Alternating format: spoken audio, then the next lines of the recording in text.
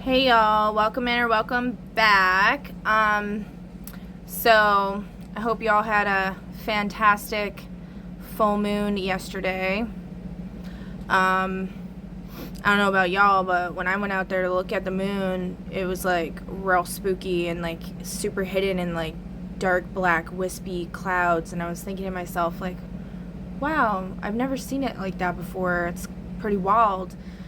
And I was wondering if maybe it was like that to kind of block any attempts at doing some baneful magic towards me, since that's my birth moon last night. In tropical it's Scorpio, and then in Vedic it's Libra. Okay, or astronomically it's Libra. It was in Libra. But yeah, anyway, so other than that, last night was fairly uneventful. Just had some kind of like realizations about things. Some purging going on. But yeah. Alright, so first things first, I want to talk about this picture here. I'm not sure if I ever posted this one on IG, but this was like, the story I told about this picture included my children's father's, the girlfriend of whose hallway outside the bathroom he passed away on, and her bracelet that she gave him or made for him or whatever, and how I had used it to crown the sun. It's kind of like an homage to making your enemy your footstool, but instead making them your crown, turning water into wine, but more like shit into sunshine, actually, would be a good way to put it. But yeah, so today, I'm just going to say what just happened and then kind of backtrack to yesterday. Because yesterday actually, what am I saying? It was eventful. What am I saying? Yesterday was eventful. It was very eventful. So today I was going through my Google, my Google Photos, and just deleting stuff. I had a couple pictures of me and like an ex-boyfriend, and that I found, and I was like, oh, I didn't know that was in there, because I looked up like the word love. I wanted to see what came up, because I've realized that, you know, like odd stuff has come up, like when I typed in engagement ring, and that video of my friend John and Connor with the baby squirrel they saved came up. I thought that was very strange, considering like there was no mention of a ring in there, and how would they know about John telling me about the ring that he found, his grandfather's turquoise ring? That's just very strange. So anyway, I deleted those, and then I also came across some photos of me and my children's father, which, you know, I have printouts of my children's father. I don't keep any posted around the house. It makes me sad. And I'm kind of like the Amish in a way, with like, you're not really supposed to have photos and stuff and pictures of faces, because then like entities can come through them and things like that. I do have like I have like maybe 2 pictures up in my house, but they're like kind of hidden. So anyway, actually I think I only just have one. It's like of me and my mom when I was like real little. But so anyway, so I deleted those, and then after I deleted those I heard like a buzzing sound of a fly, and I was like, what the fuck is that? And that happened the other night too, when I was sleeping on the floor. I don't remember what was going on I don't remember thinking anything like interesting or even witnessing anything interesting. Hold on. Alright. So, I don't remember thinking or hearing anything interesting. I just, like, I wasn't watching anything from what I remember. I was just, like, laying there. And then all of a sudden, I heard, like, a fly buzzing sound. And I was like, what the fuck? And there's no fly. And I'm like, where is this coming from? There might be a fly in here. So, like, but, you know, I really think flies and gnats are, like, Egyptian, like, the Egyptian lore is accurate with that. Like, they're messengers from the gods and stuff like that. So anyway, I heard the fly. It's like as if it buzzed away, though. And I'm feeling like a rumbling going through my chair into my left foot right now. So after I did that, I went to the bathroom and I heard what sounded like a shredder going off. And I was like, oh, okay. And then, you know, I had gone back in my room and I was just doing whatever. And then I go in the bathroom again and I hear chanting. And then there's, like, people in the streets, like, protesting or something. I don't know. But source or spirit or whatever you want to call it, God, goddess, told me to stay put. So I stayed put. I wanted to see what was going on, but I was told not to, so... You know, I'm not the one that always listened to everything, but I also felt like that confirmed it for me, because I also felt like I shouldn't. So, and it was like, it wasn't like, so in my enlightenment videos, I posted a video of a protest that was going on yesterday, which I'm going to show in a minute. And that protest was very peaceful, very artistic. Now, I don't know what these people were saying. I couldn't hear them. I don't know what they were doing. I couldn't even see them. They were gone already by the time I looked out the window. But there was, like, an energy of it being, like, a bit volatile, maybe a little toxic. I don't know. I'm not entirely sure. But it also just made me feel a little bit of relief that people were actually, like, speaking up and voicing, you know, exerting their voice. So I just called on the archangels, the ruling archangels of the day, which is Tezaphiel and Cassiel, and then it chilled out, because there was, like, police sirens going off like crazy and everything. Okay. And so yeah, so yesterday, hold on, let me see. So it's this live May Day protest in Chicago, which is interesting. That Mitchell character that I mentioned previously that got ejected out of the car by my sisters, or my spirit sisters, or they're just the Fates, or the Gorgon sisters. I don't know who they are, but they're always doing crazy shit. But anyway, he's from Chicago, so I found that interesting. I'm not saying he had anything to do with this, but I just found that interesting.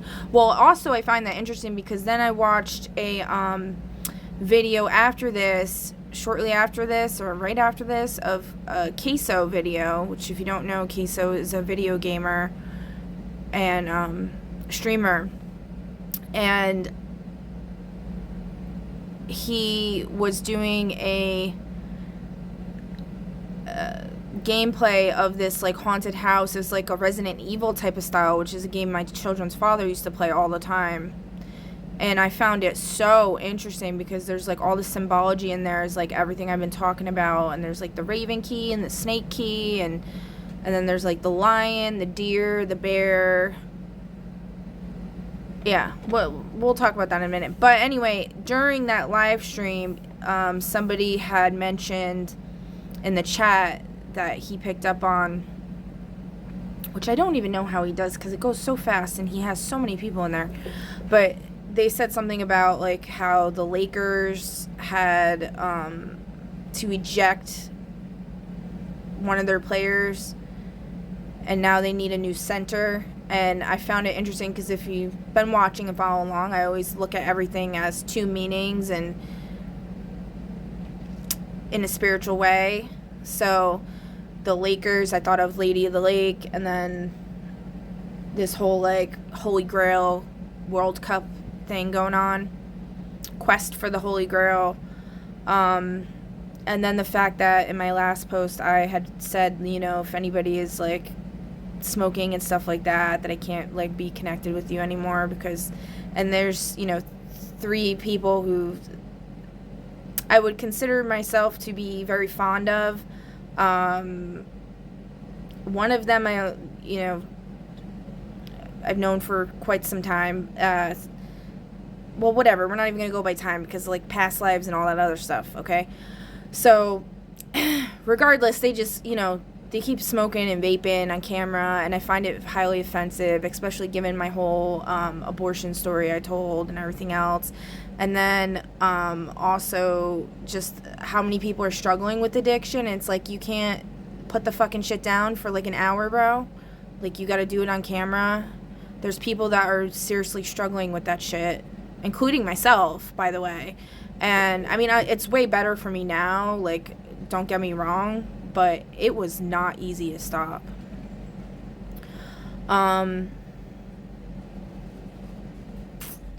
So anyway, I don't know if that was some type of thing saying like that they got ejected per se.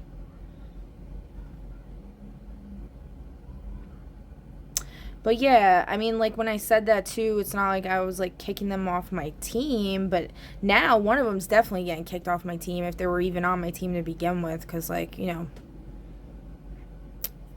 it's all just kind of like me doing the talking here as far as this stuff goes. I've gotten some reciprocation, like, vaguely, you know, but it's like a lot of like,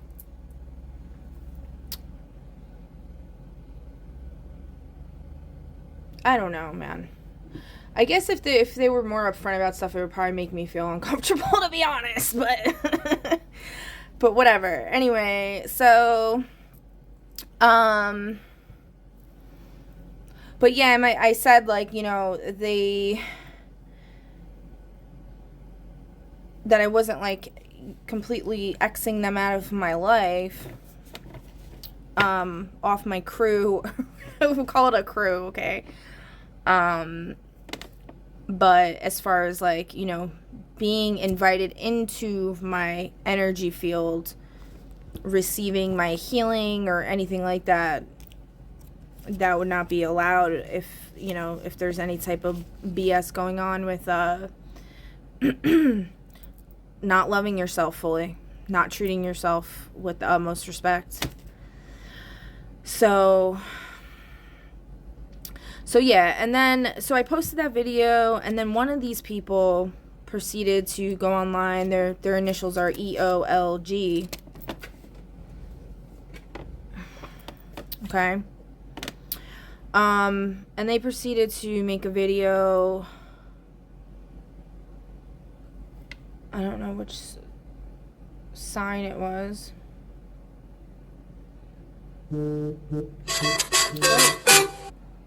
Alright, so before I continue, all 3 of these people, we got DE2T, we got Leo King, and we got EOLG, which is Elect of the Living God. I'm just gonna say it. I don't care anymore. I really don't. Like, come for me, bitch. I don't care. You already did. So,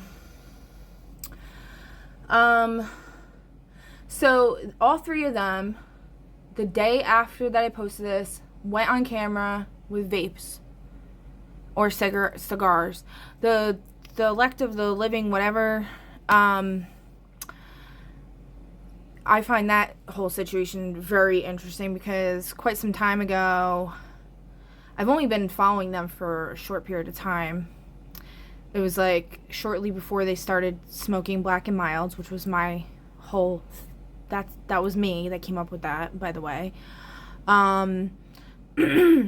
They had come on camera and explained how someone named Ryan came to them at the gym and told them, you know, this little trick on how to stop smoking. And then he, like, lights up a Black and Mild, and I'm like, what is this? Like, are you for real? So, anyways, so at least I give him that he was like trying to quit the vaping, because vaping's worse than smoking. It really is. But then he's like, just non-stop on camera. Like, you can't be doing that on camera. It's your job. You can stop fucking smoking for a little while you're on camera. I get it can be very nerve-wracking, especially to do lives. I've never even done a live before other than on somebody else's live. But I wasn't fucking smoking. So, you know, it's like a decorum in the workplace. Like, you know, there's certain things. It's like if you're trying to be a spiritual leader, you need to lead your people properly and not be fucking doing shit that's gonna harm them. So, I don't give a fuck what you've done in the past, which is then something that he brought up, which is why I am no longer subscribed to them. I don't know if he was directly talking about me, but it was kind of fucking obvious that they were. But then, so then they go and say, this isn't the thing, but this is what they said before. They go and say, okay, no, let's backtrack. The first thing to start off with is saying, oh, somebody's getting out of jail. The hangman. Y'all know who the hangman is, right? So I'm like, is that what that clip, what the thumbnail was on DE2T's I'd rather abbreviate with these people because it's almost like calling their energy towards you. Like, I don't want to do that because I don't trust any of these people, like, honestly. So I don't trust anybody, to be quite frank. So they had made a thumbnail in one of their videos where it was like frogs that were in prison. If you know the whole Frog Prince thing, how I found the frog with the eye, fucked up eye, and then I nursed it back to health and all that shit, right? And then in that video, he at the end or something, I think it was the editor, Morg or whatever, his new editor, asked people to pick a number between 1 through 4.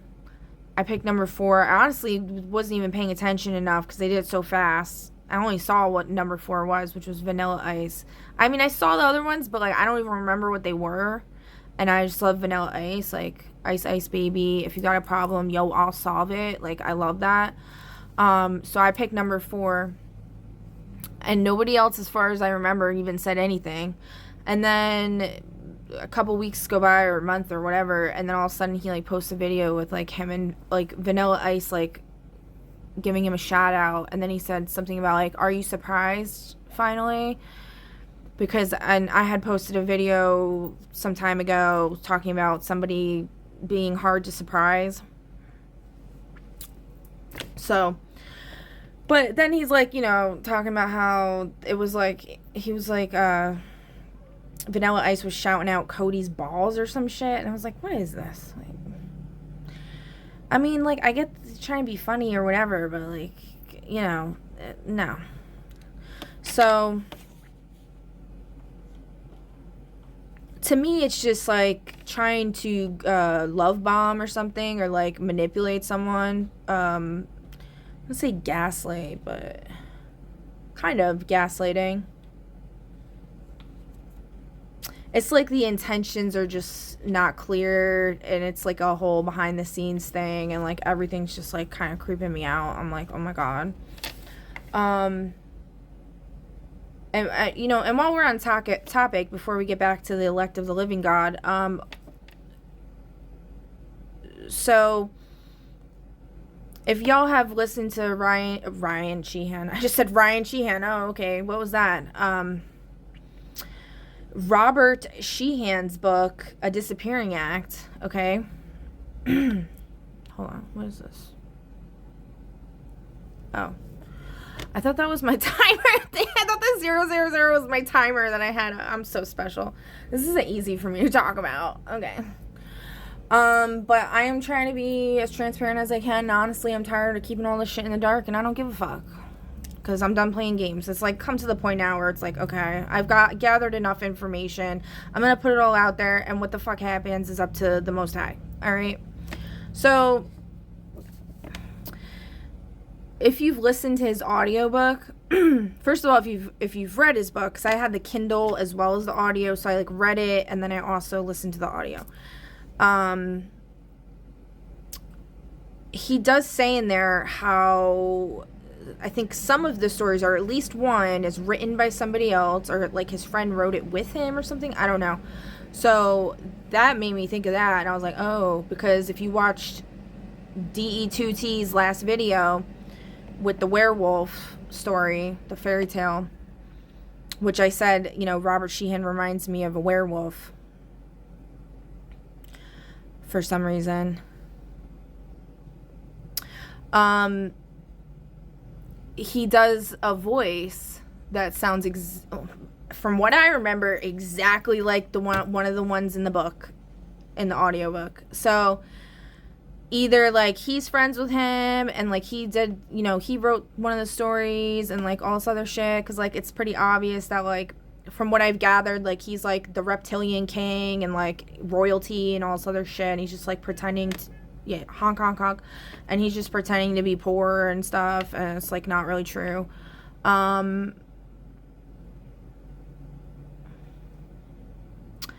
You know, like how like princes and stuff, like, or like think of Jasmine, right, from like Aladdin, and she pretends to be like a beggar or common person, goes out, like I feel like it's like that.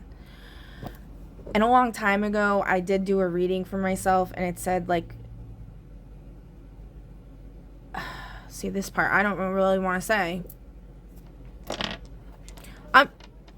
I'm just gonna say it because I don't give a fuck, but I'm not saying I believe in this or anything, but it did say that like I was gonna end up with the king of the reptiles.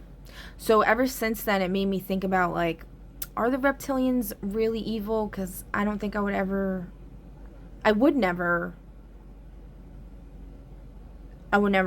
be with someone who's like a child eater like they say they are and stuff like that. And like I've talked about several times, anything that the mainstream media says is evil is usually the opposite. And then there's the whole thing with them living underground, and then that news video that I was referring to where it showed like that big giant hole in the ground that they have, and there was like laughing. The subtitles picked up on laughter. People thought it was screaming, but it picked up on laughter. So, you know, I feel like this is all just a big joke at the end of the day too. But it's also like some people are made aware of what's going on, and then they get like MIB'd or whatever, like deneuralized. It depends. I don't know. There's also people body jumping, agent smithing. It's very hard to figure out what the hell's going on. So, okay, so there was that. And then last night I was also watching, because it came up automatically, was like the Mothman video him and Cody did. And I guess I had fallen asleep while watching it, because I did like a lot of times. I had seen the live when they were doing it live on Patreon, but I don't remember watching the video itself.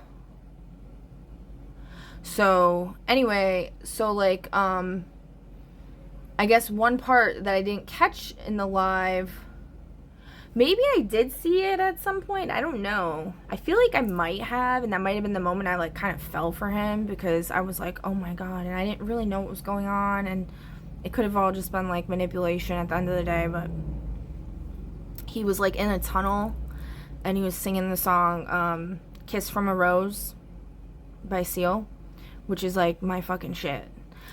And that's also a line in Robert Sheehan's book. I think it's like the last line in the book or something. It's like epic as fuck. Here, let's look actually. Alright, so I deleted it because I was on that whole like anti Jeff Bezos kick. So I deleted my Kindles. Now I have to sign back in. So hold on. Alright, so by the way, look at this. We're talking about Mothman. What's the cover on Robert Sheehan's book? A fucking moth. Okay. And then in the video in Mothman, Cody at one point says, I wonder if, you know, imagine if Mothman's just like a little tiny moth, and literally at that moment I'm looking through my Google photos for pictures of, I typed in the word moth, and there's a picture of this like crazy hawk moth that I found at the group home I used to work at with one of the clients. We found him on the back porch just staring at us. He has like pupils and everything. I'll show you guys that as well. But it was like at the same time, or like right before he says that. I'm like, if y'all ain't reading my mind or like AI and fucking with me, I don't even know if they're real. I don't even know if they're actually real people. They could just be like AI, like advanced AI, like CIA bullshit, like Elon Musk joked about. I posted that on one of my stories on IG. It was like a repost I made, and it was like, love hits different when you realize the CIA is sending like ops out to try to make you stop from like changing the world or whatever. All right. But see, the thing with that though is Deadeye actually inspired me a lot and helped snap me out of my bullshit. So thank you for that. Okay, I will say that. Because he's the reason I wrote that ice cream truck story, because I submitted it to him, but then he ignored me or whatever. And then I was like, all right, well, then like Spirit and God and stuff was like, you need to just post it. Because then I saw something about like Elon Musk saying something about he'll pay for people's lawyers if they were involved in like the Epstein files and stuff. And I just kind of like took that as like a thing. Like, I know he's not wouldn't do that for me or whatever, but this is all like kind of being orchestrated by God anyways, you know? So I just took it as like a sign or a message for me to speak out and stop being so scared, because I was scared, and I even wrote that in the message I sent to Deadeye and Cody's email, the Hellfire Holler whatever email, and I said, you know, like, it's hard for me, like, please don't say my name or anything if you do read this or present it. And I was like, you can change it into like a story, you don't have to say it as a poem or whatever, but you know, don't say my name, because, you know, bullies, because I've just been bullied relentlessly for everything I say my whole life. But anyway, this is the hawk moth. We named her Red River, the client she's a higher functioning client. She was really cool. She named him Red River, which I found really interesting. Look how cute. It's like he has a little hat on or something. So cute. And then the other one that I had taken a picture of is this moth, which I don't know what kind it is or anything, but it was like huge. And then we have this butterfly, which in the protest that I was talking, the Chicago May Day one, if you watch it, hopefully I will get to that. My ADD is like all over the place right now. There's just too much. It's too much. And I was gonna wait to do a video, like, oh my god. They were holding signs up of butterflies like that, and then somebody actually was waving a flag of the Alex character from the Medusa head. Where is it? And then, you know, in my last video I had said, like, you can make flags and stuff, because we were reading the astrology. So I thought that was amazing, and it definitely pleased the Dark Sith Lord. Where is it? But I think theirs was white with red. It was white with a red cross. This one is, I thought this was white with a red cross, but it's red. It's actually red with a white cross. So cute. Literally so cute. Alright. Anyway. So, and then they were talking about like workers, like how workers have the power, and hold on. This one lady gave a speech. I didn't watch the whole thing because then it went to green after like after like the third speaker went on. Maybe it was the fourth speaker. It was the fourth speaker. there was an African American lady, and she was a history teacher, and she was talking about the power of workers. And this is a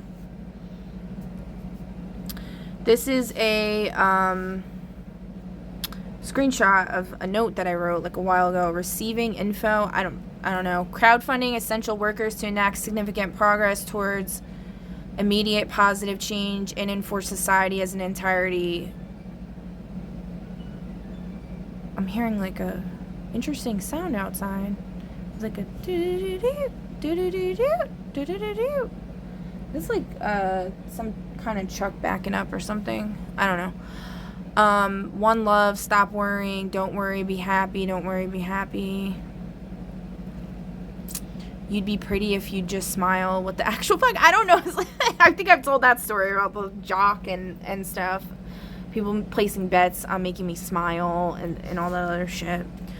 Which, again, that's another thing that I remember Deadeye bringing up when he did the church ghost video with the cemetery.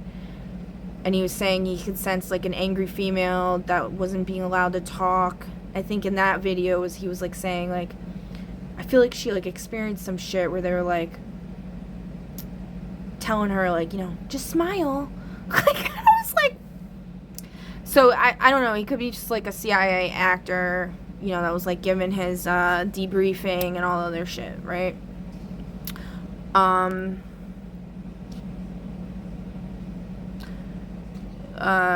This was in my, like, when I looked up love, this came up. If I can't love you as a lover, I will love you as a friend. A lot of people can't just love someone as a friend. They have to, like, possess them or whatever. And that's certainly not the case for me. So, I just want to put that out there, okay? Oh, and we got, this was in there as well. People sometimes confuse self-love with big ego. The two are totally different. A person with a big ego thinks they are better than others. A person who loves him or herself doesn't think that they are better or worse than others. Comparing is useless, as we all have strengths and weaknesses. Focusing on one or the other is not the whole picture. If you love yourself, you know that you are worthy of love, of good things in life, and that you are capable of unlimited great things. You will inspire others to realize the same about themselves as well. I love that. Beautiful. Beautiful, beautiful, beautiful. As that YouTube lady that cooks all the time says, and I don't remember her name, so sorry, but alright. Oh, and that brings me back to the elect of the living God, okay? So he says the thing about, oh, so the hangman finally got released, or I think he pulled the hangman card, and he's like, oh, somebody finally got released from jail. And I was like, okay. And then he goes on with his reading, whatever. And I'm like, okay, this reading's fine so far, I guess. It is what it is. And then he talks about, he says, oh, you know, that mermaid chick. Hold on, let me, it's this one, Ophiuchus, that he just did. Okay. And he says, you know, there's this reader, I can't remember her name, but she's one that we all follow, or that you all watch her. And I could sense that he was going to say something about me. And then I had posted in my enlightenment videos the mermaid looking chick with the mermaid blue hair. And then I also think I said something about it. Yeah, I said something about it in my last video. About how I don't really necessarily agree with that, with like harvesting people's energies that they send to you instead of returning it, harvesting it and not sending it back. So he brings that up and he's like, yeah, you know, she shared some information and was saying how like we should harvest the energy instead. We should take it in and not give it back and starve them. And I'm like, okay, demon possessed up in here, like, you know, like, it could be a tactic, like, don't get me wrong, but, like, I don't fully understand that, and I just don't think that's a good idea. That's not being, like, a temperance angel, like, this lady talks about. Where is she? Oh, that's yesterday?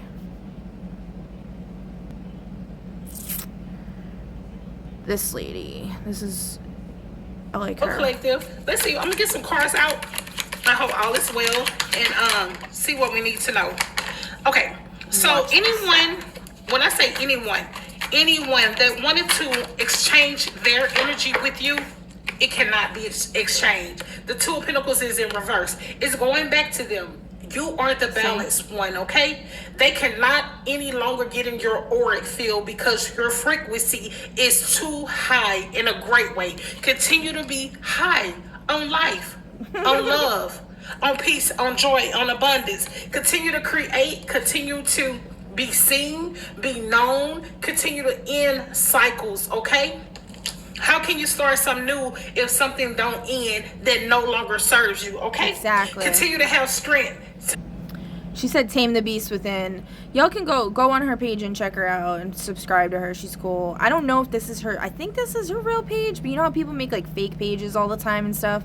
I feel like she should have way more followers and stuff, but like from what I see, she doesn't have as many as what I think she should.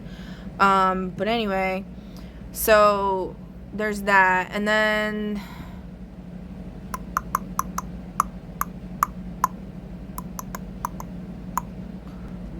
yeah, that was not me watching the burger thing, okay? That's somebody trying to make me look like I'm full of shit or something. Alright, yeah, I've noticed that. There's like a lot of videos that pop up in my viewing history that I didn't watch, and my kids all have their own YouTube. So there should be no reason why any of that stuff's showing up on mine. Like there's like really weird random shit that like pops up on my history, and I'm like, that's not, no. Alright, so where were we? Because I'm getting real sidetracked here.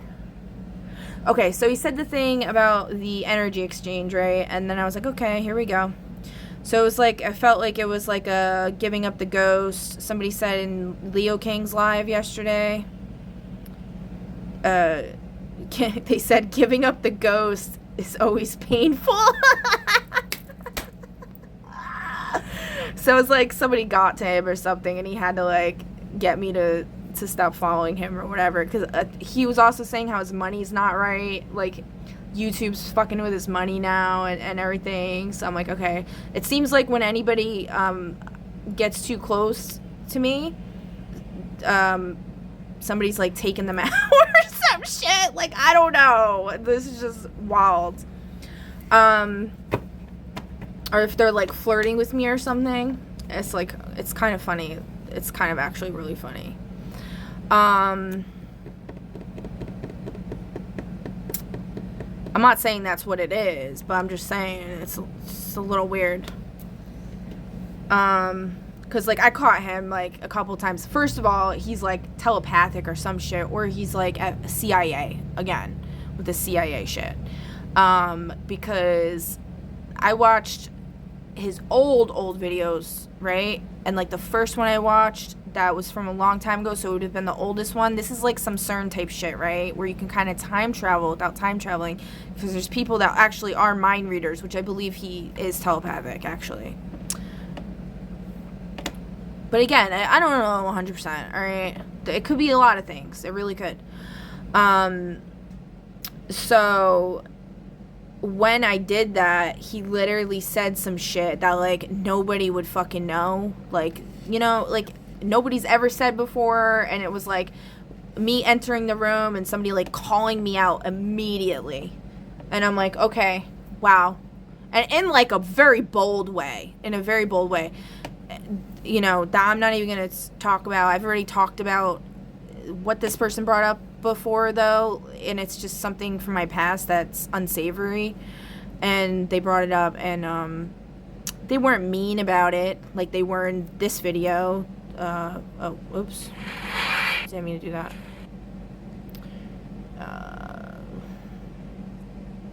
In this video. Because in this video, he says at one point... And again, I don't know if this was like a personal jab, but it just felt like it was. And I'm not taking it personally. I don't give a fuck. But I'm offended at the presentation and the fact that it could have hurt a lot of people's feelings and confidence or whatever. Like, not even that. It's just hateful. I even, like, spouted the line from the song Phobia, "You're so full of hate," which my kid's father used to sing to me quite often, ironically enough. But I was like, "You're so full of hate. You're so full of hate." Because, like, he literally, like, starts talking shit about people that, like, have slept with a lot of people before. And I had just posted so many videos talking about, like, my past, like, encounters with people. And yes, like, I probably have way too many that I shouldn't have. But I've had a fucked up life and a lot of fucked up shit going on, okay? And, like,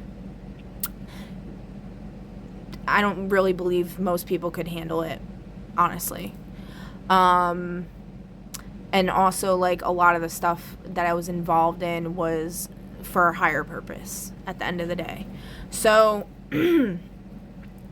so he basically, like, was, like, I guess what you would call smut shaming, okay?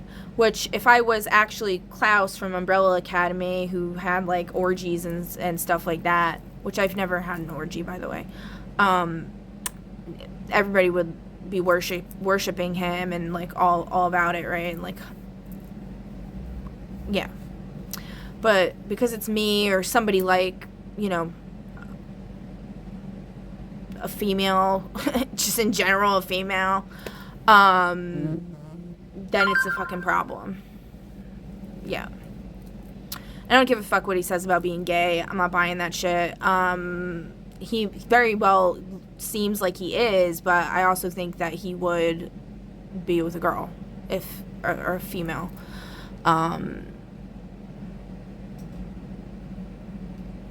At the end of the day. And he's even suggested stuff like that before, like, you know, it doesn't really matter what sex you are and stuff like that. It's what's inside and yada yada yada. Okay, but anyway, he slut shamed or smut shamed, and I don't like that word. And then and I've explained very thoroughly about the whole, like, whore muse, the Strait of Hormuz, and, like, all of that stuff, right?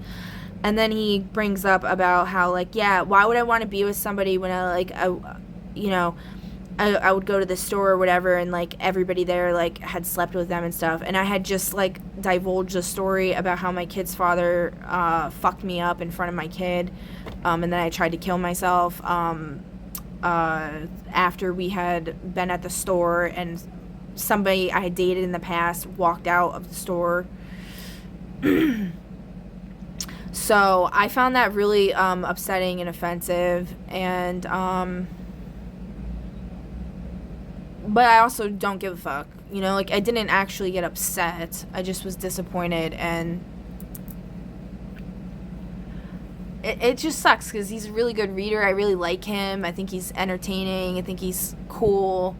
And then from do that, but again, like, I don't know if he was, like, threatened or something, but then at the end of the day, if you're threatened or coerced by money or whatever, then you're weak as fuck, and I don't want you on my team anyway.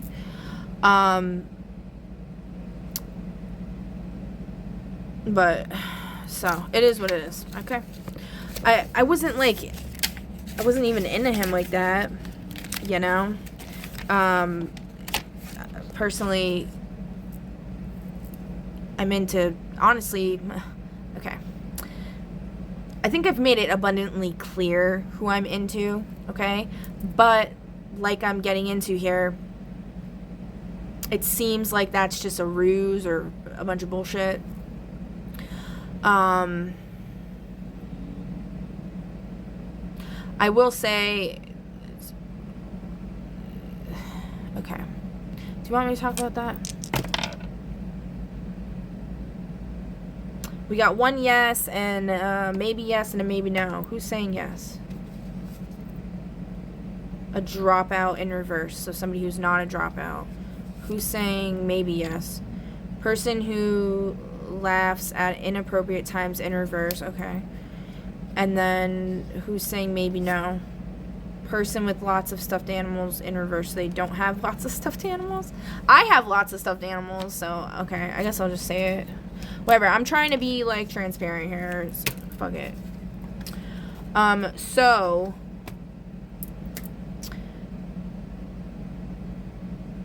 was it last night?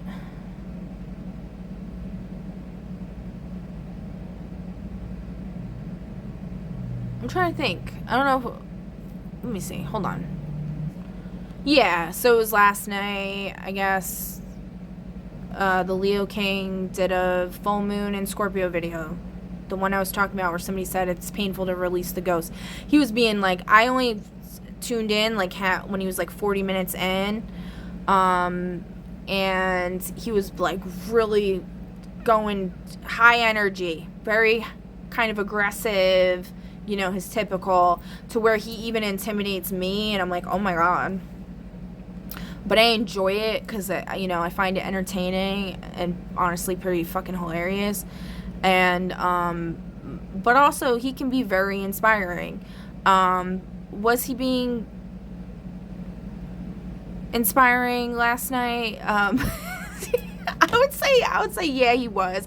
Even some people in the chat were saying, like, you know, you've saved my life several times. He's definitely saved my life before. He's also made me want to end my life, though, at one point. But like, we won't get into that. Well, not really. I guess, like, not really. I guess he made me want to bury my heart. But whatever. That wasn't just him, though. That was just, like, all of my trauma and everything. And he just was the icing on the fucking cake or whatever. But, so, prior to this, prior to me seeing that he was live, I was, taking a spiritual bath, I guess you'll call it. Because I was in massive pain, and I needed to try to relax my aching tentacles, so to speak, okay? And I was just like very upset. I don't know. I kept thinking about what happened with him, and then I was like feeling like it's like a feeling of pain that, like, if you feed into it, it's like you'll never stop crying and you'll probably die. Like, that's how bad it was. And so I just was, like, fighting it. I was listening to, like, a tarot reading while I was, like, trying to fight it. This one right here. And,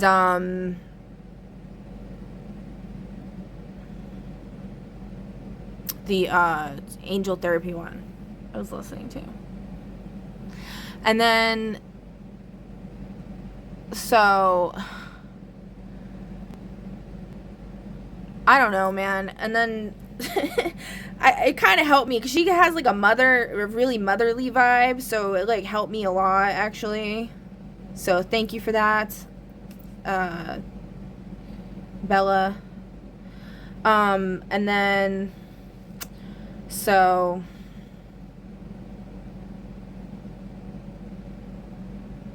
I don't know where I was going with this.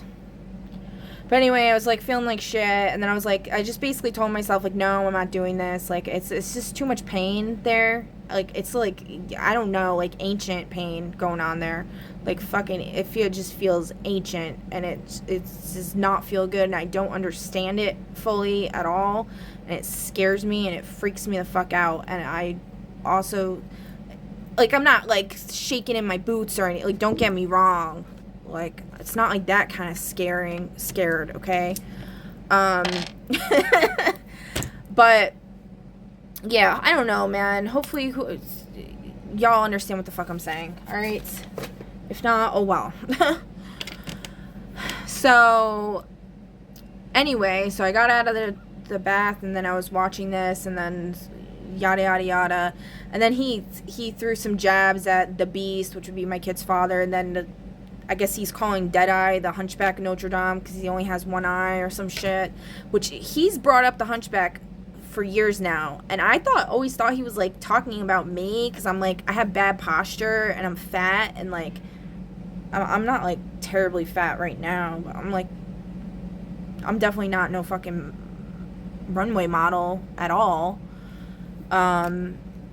So, regardless, I don't give a fuck. Okay, because he also brought that up too. Like, what are you gonna go do, Ozempic, and become a fucking frail thin zombie person or some shit? I was like, can you shut the fuck up? Like, But yeah, so he was like talking shit about the Beast and fucking, and it was funny because like in the last time I heard him mention that, he was on this show that he does. Where is it? With the Scott and the other dude.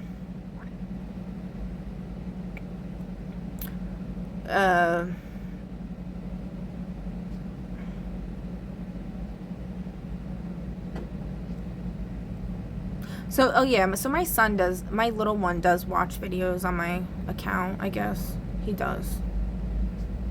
He doesn't eat meat, so I don't know what that cheeseburger thing was. So one of them's probably on it. I don't fucking know. I don't think the other ones have access to it though, because we only have one TV. So, and like, other than that, they don't have my account signed into their devices. I don't know what it is. Whatever. It's the show he does with those people. What the fuck is it called? Y'all are just getting all my fucking secrets right now.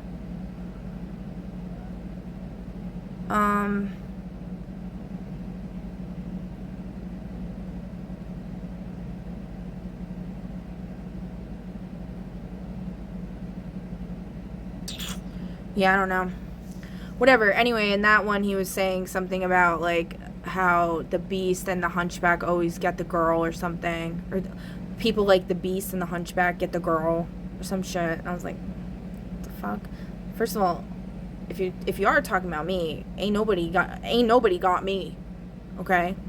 I got me. I love me. This is on my spiritual backpack, okay? This is what is on my spiritual backpack, okay? I love me.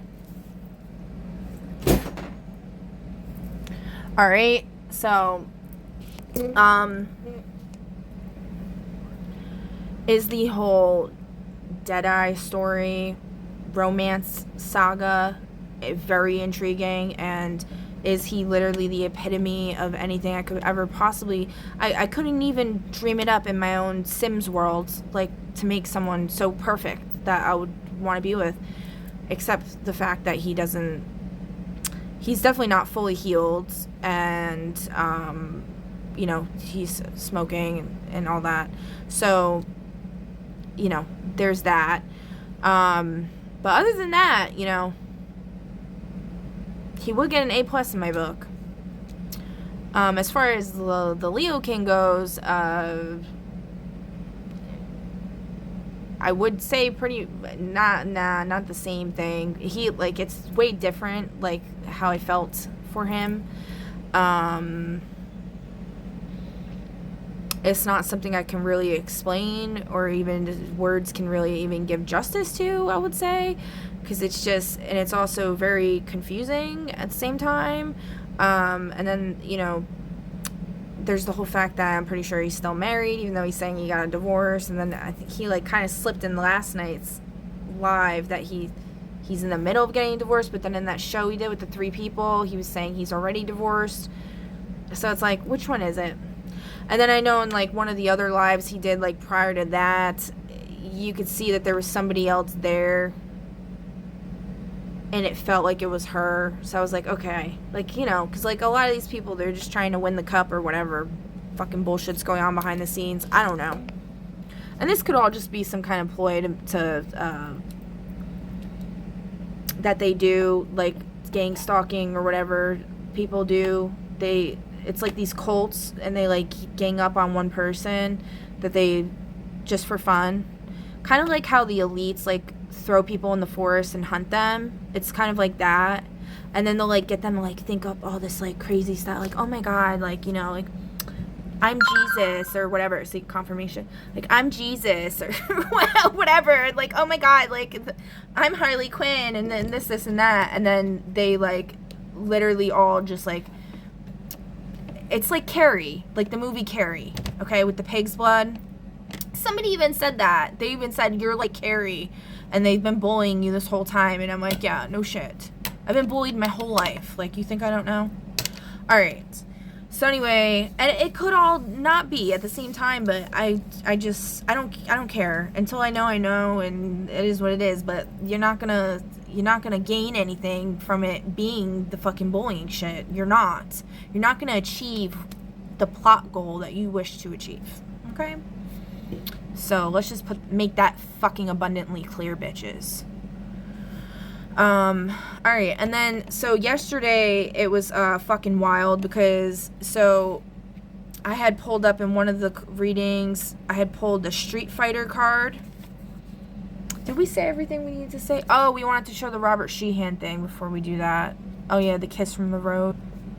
Oh, also, I want to say, and I was thinking about the dream that I had that I mentioned a while back, with how I was being dragged by an orderly down what appeared to be a hospital hallway, and again the correlation was with the hospital, because remember the dream I said that I thought it was Deadeye Two Tongues, where I woke up in a hospital 18 years ago, and it was like I was in a coma, and he was like sitting next to me, and then like he said something to me, which I don't know if he told me to run or whatever, or if I was scared of him and that's why I want to run.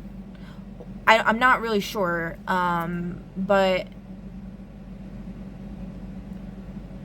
I think something like that blonde lady with the glasses keeps talking about is like they kept like soul transferring me, or conscious transferring me, and then I would like wake up and then I have to like run, otherwise they would trap my soul again and then I wouldn't be able to get away.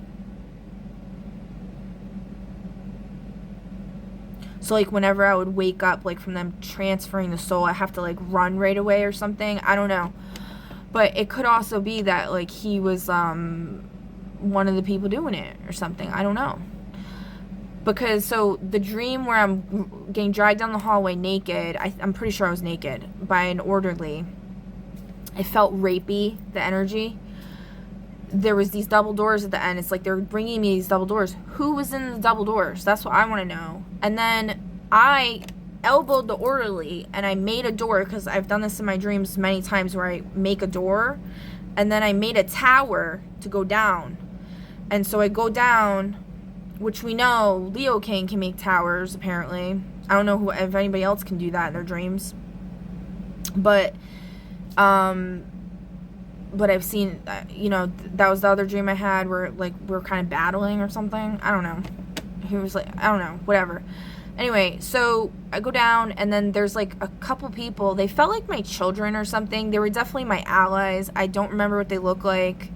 They were men. They were, like, they were young men, maybe teenagers. I'm not really sure. But they were definitely on my side, whoever they were, it felt like. And then all of a sudden the Leo King shows up and he doesn't say anything, and one of them says, like, what are you doing here? Like, that's how they said it. And then he took the lantern, I think I was holding the lantern, which is like the hermit reminds me of, and then he took it and then he walks up the stairs backwards, which is weird.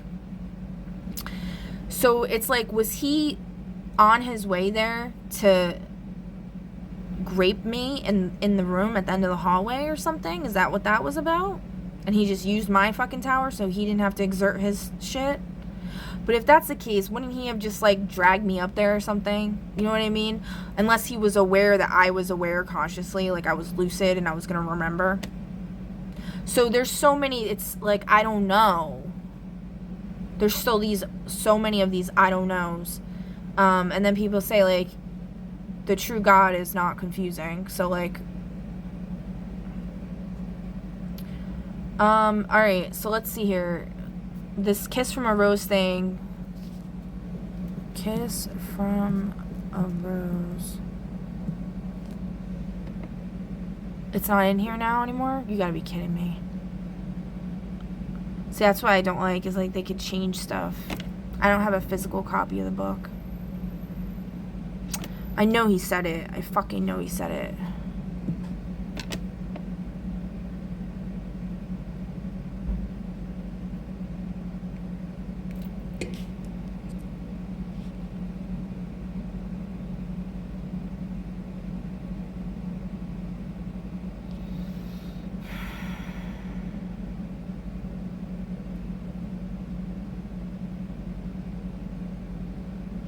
Connecting me to the artificial layer must be found and sealed shut. At the end of the day, after my exam and contracts, I am tired, not to mention up half the night. We can't skip the ads on our TV. It is very old. I had a friend 6 years ago, Jeremy Seal. Rice pudding. Okay. Yeah, I feel like they probably changed it. Fuck. Alright, hold on. Oh, let's do this.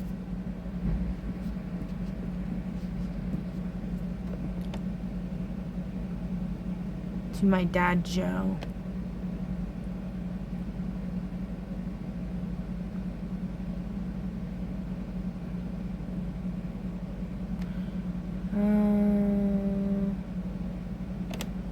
Fuck the queen, fuck the queen. Indonesia. Indonesia came up a lot in my, that app I was talking about, where it's like a magic 8-ball.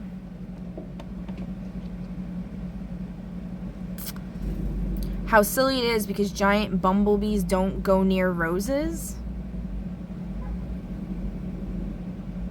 You know what's funny is, like, I have a rose bush right outside my front door, and there's always these giant bumblebees. Not always, but I recorded a video and posted it about them. This was really interesting, this one. I'm rappelling. I don't know if I can read this, if it's copyright, though. I don't want to do any of that. I just wanted to see. I know there's a part where it fucking says it. Yeah, see? Kiss from the rose cuts through my ear, right here. Which one is this, though? Which chapter is this? Page 31. It's just called Rose. This is the same one. This was a really good story. My harness rope has slackened, which means my team have slowed down or stopped somewhere above. Kiss from the rose cuts through to my ear. This is reminding me of all the stuff like Rion talks about on Unite the Collective, about like your higher selves, and then like you have your team or whatever. So you have like your lower selves, you have your team, and so it'd be like, you know, you have many incarnations, or you could have many incarnations within the same time period, okay? Because really, what they say is like,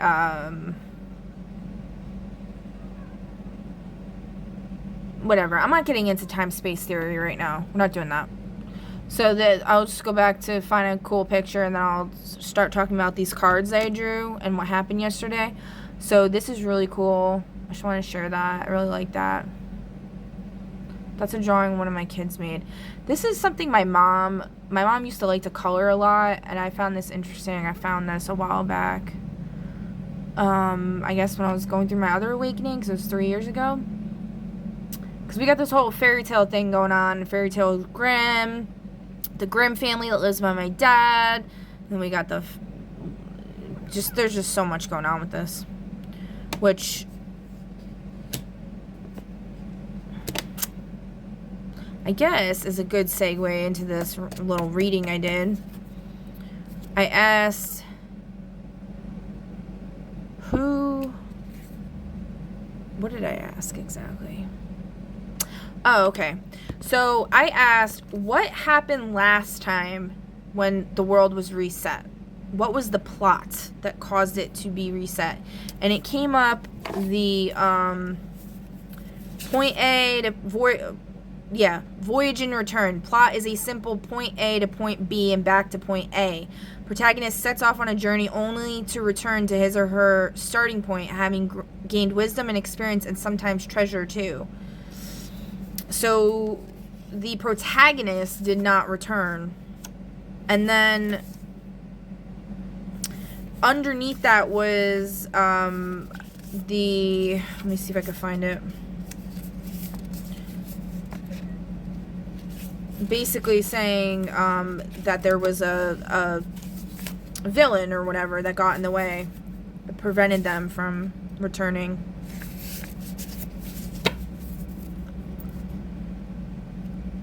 Let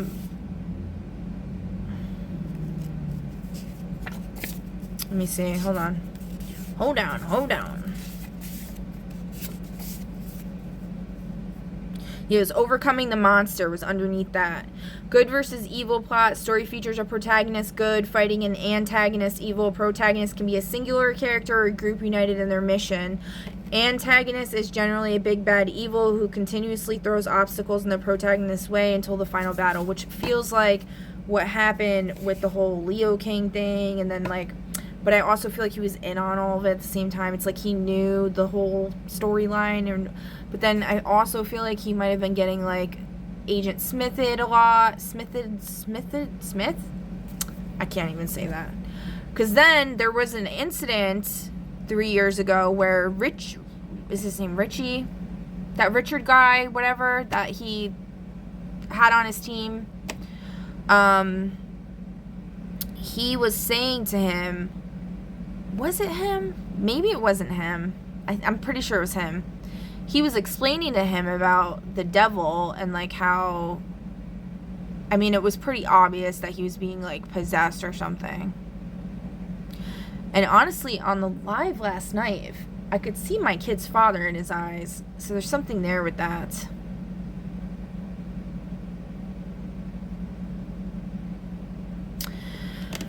But anyway, yeah. So that guy was trying to explain to him how the devil like goes around like hijacking people and stuff. So, and that came up as like one of the main antagonists here is the sea goat, which is typically Capricorn or the devil.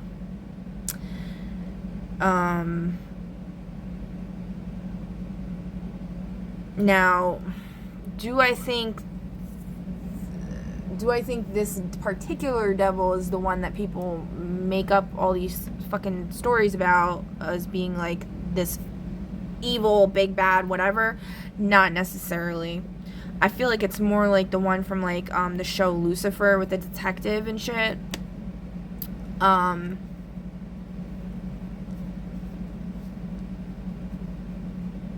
But he can be wicked.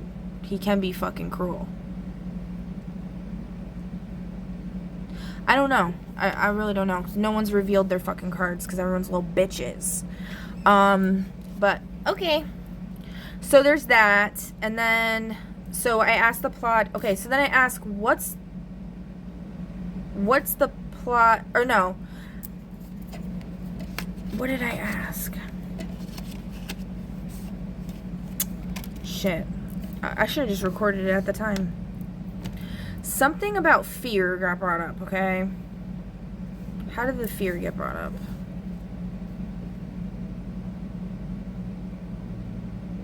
Alright, first I asked who's the protagonist. We got Arborist.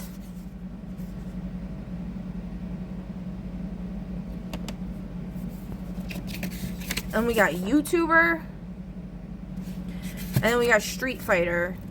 Which, yesterday, there was somebody trying to start a fight on the street, which I found hilarious. Well, it was not hilarious. It really wasn't. It was actually really fucked up. But I'm saying because I pulled this card the night before and then that happened, that was kind of hilarious. But not in, like, a funny way. It was like a... like, really? I'm like, oh, wow. You know? So, let me tell that story real quick before I fucking forget, because, oh my god, there's too many stories. So I was at the dollar store. I had gotten back from class right in time to pick my oldest up from school, so I was meeting him at the dollar store to avoid all the craziness, or try to avoid all the craziness, but all the crazies just go to the fucking dollar store, apparently. And,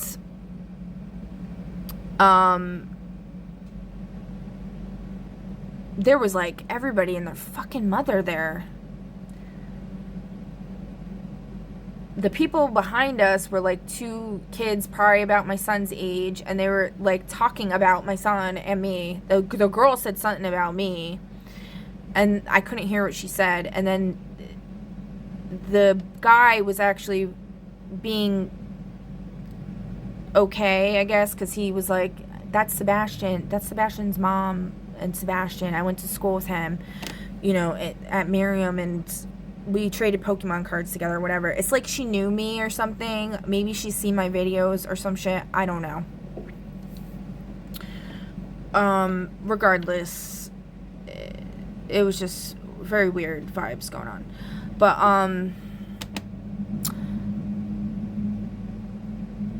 anyway, so we go outside, and then there's this, I'm putting the stuff in the car, and then there's this, chick, and she is, hooded out, gangsta wannabe'd out, like a mother effer, and screaming at this other chick that's in a car with another female. And I found out after they were pulling away, a little one who was sitting in the front seat, which I'm like, why the fuck? I couldn't see their face. I could only see the top of their head. And I didn't know they were there, because I even said, if there was a little kid here, I would have gone up to this bitch and said something. But because I was with my child and I didn't see any children, I didn't go up and say anything, because it was like a gang of freaking hoodlums. Like, you know, like I had a weapon on me, I guess. You want to call it that. I wanted to fuck this bitch up, because she was like really nasty, real nasty. She was like, I don't give a fuck about your baby, bitch. Fuck your fucking baby, you fucking bitch. And then the other chick was like yelling back, but I couldn't even hear what she was saying. She really wasn't being as aggressive. She could have done some fucked up shit. I don't know. But on my way out of there, when I was thinking that, a gnat or a fly or something flew in my face. Like, no, that's not what happened. So I had called for the Archangels of the day to come and do Cold Mr. Brown on it, because like I felt like there was nothing else I could do. And then it broke up or whatever. And then as I'm driving out of there, I see this chick that was just being insanely hostile. I am not doing it justice at all to what she was saying. Anytime I explain a story of something that happened, imagine it being 10 times worse, okay?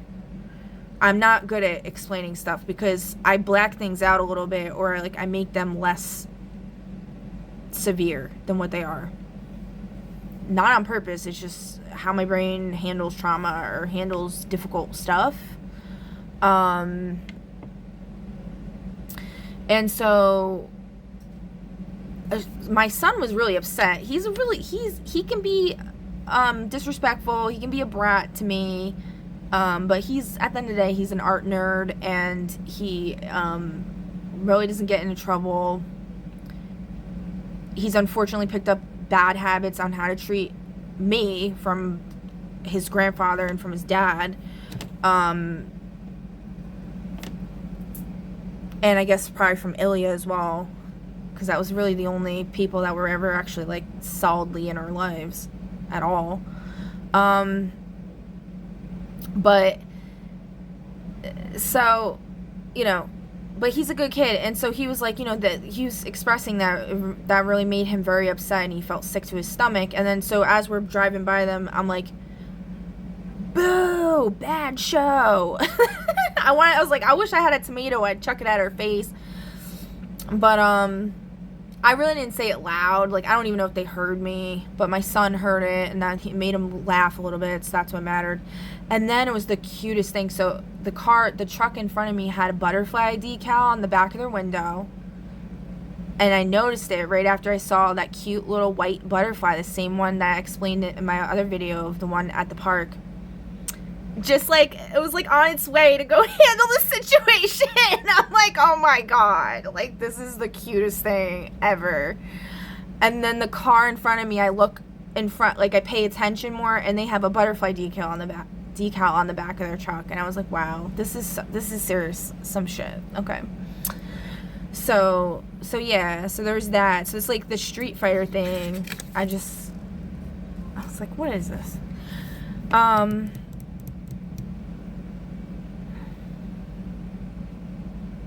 Alright, and then something about fears came up with this protagonist. I think because this card came out, concealed motive. Someone's secret reason is about to surface. Stay observant. I'm not sure, but then this conflict card randomly showed up on top of this, like the next day. So I didn't even put it there. Trauma and psych patterns, safety addiction. So somebody is concealing their motives. They're being secretive.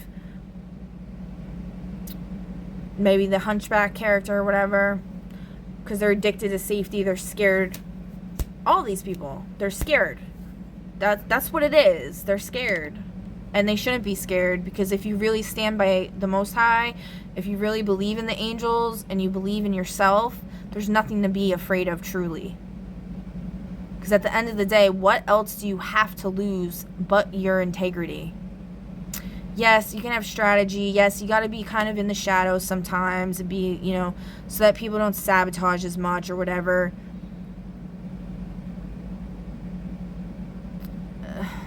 But, like, you know, you got to have contingency plans. Like, okay. Life is like, you got to learn how to defend yourself. You got to learn how to have contingency plans and things like that. For example, like, what's coming up to my mind right now is like how I blabbed my mouth about how I thought I was in love with the Leo King, right? 3 years ago or 4 years ago. It was like probably almost 5 years ago, actually, to the Olivia chick, who reminds me of Sophia, okay? I don't know if she is a shapeshifter, which I have some evidence of, or clues. There's some clues that indicate there that might be something there, which I've already talked about. We're not going to get into again. But she could also just be like a incarnation of her, like another incarnation or something like that. Or she could have just been working with her on her team or whatever.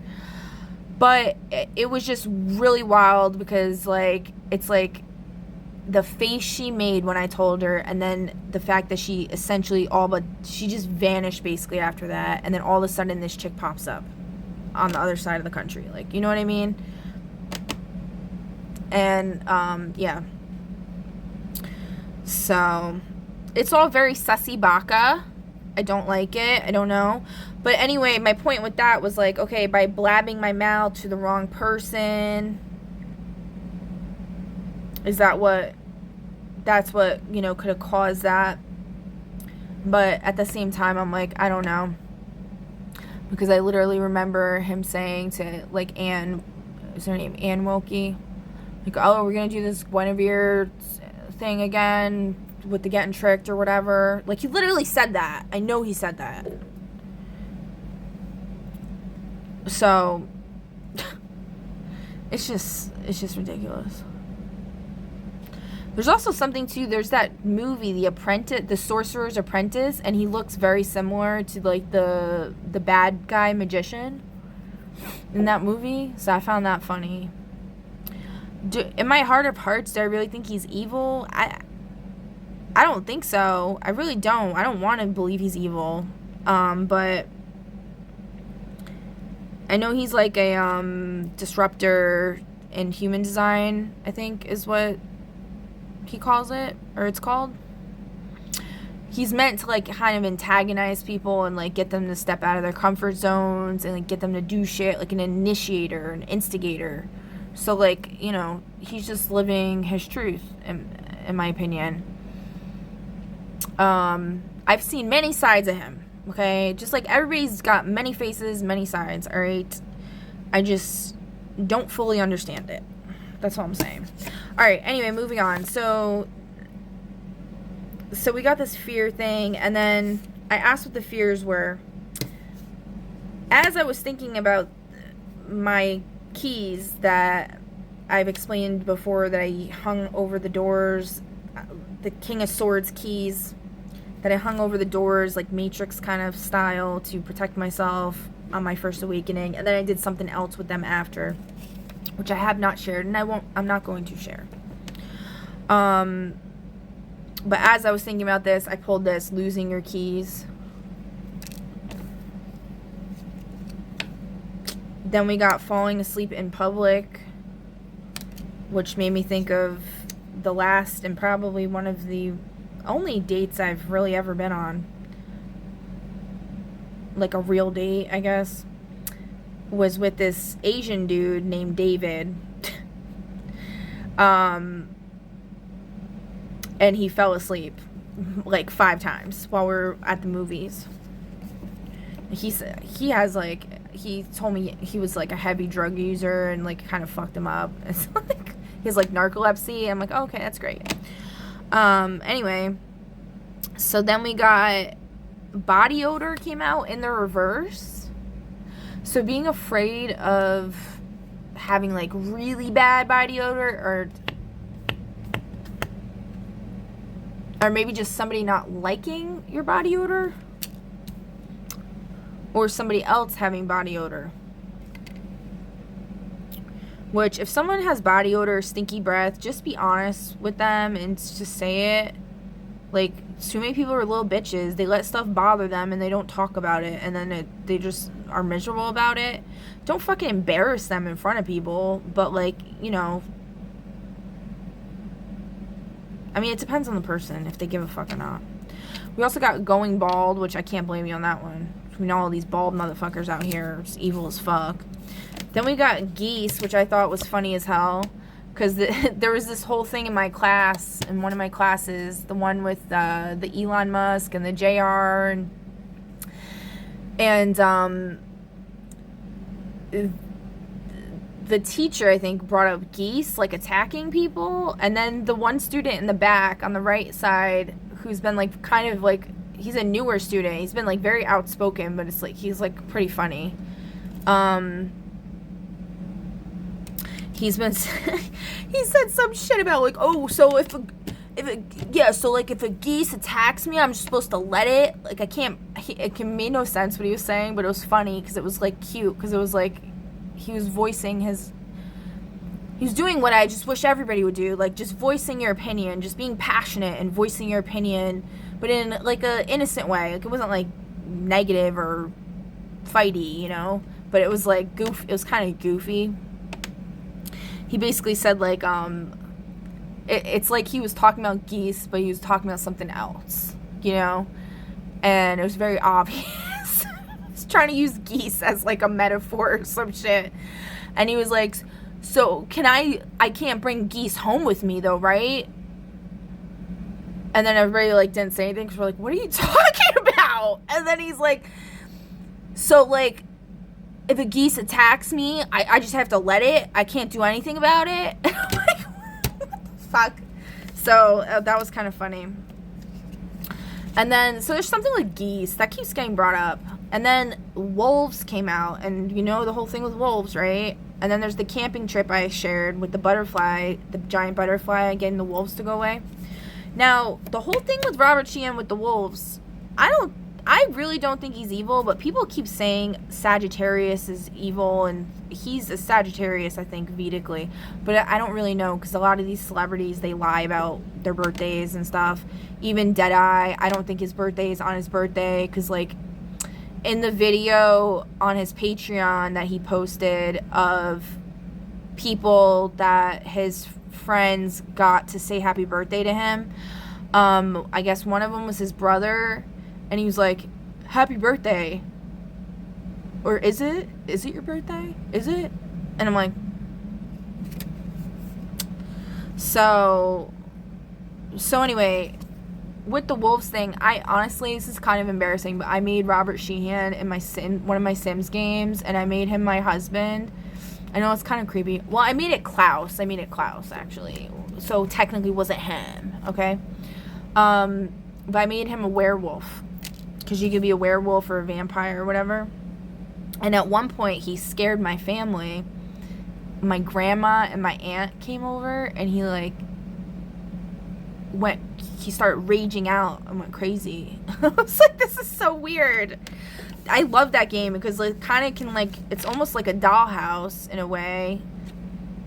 You know, the dollhouse keeps coming up in the cards. People use dollhouses of people's houses. They'll get a replica of your house, and then they'll make fucked up shit happen. It's actually in the show Lock and Key, I'm pretty sure. They have a dollhouse of their house, and then whatever's happening in the house happens in the dollhouse. So, something like that.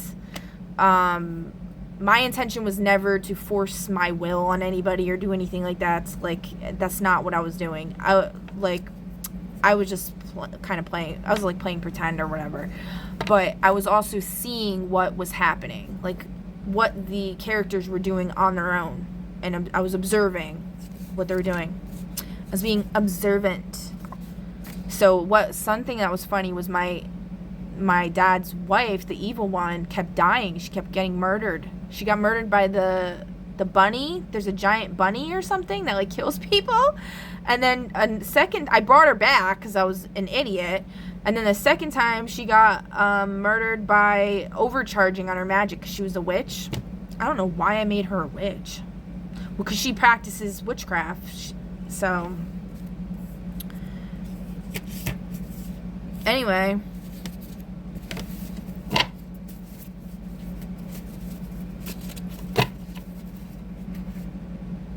Oh, today's word of the day is ambitious. Between ambitious and fidgety. Yeah, I think I'm fidgety today.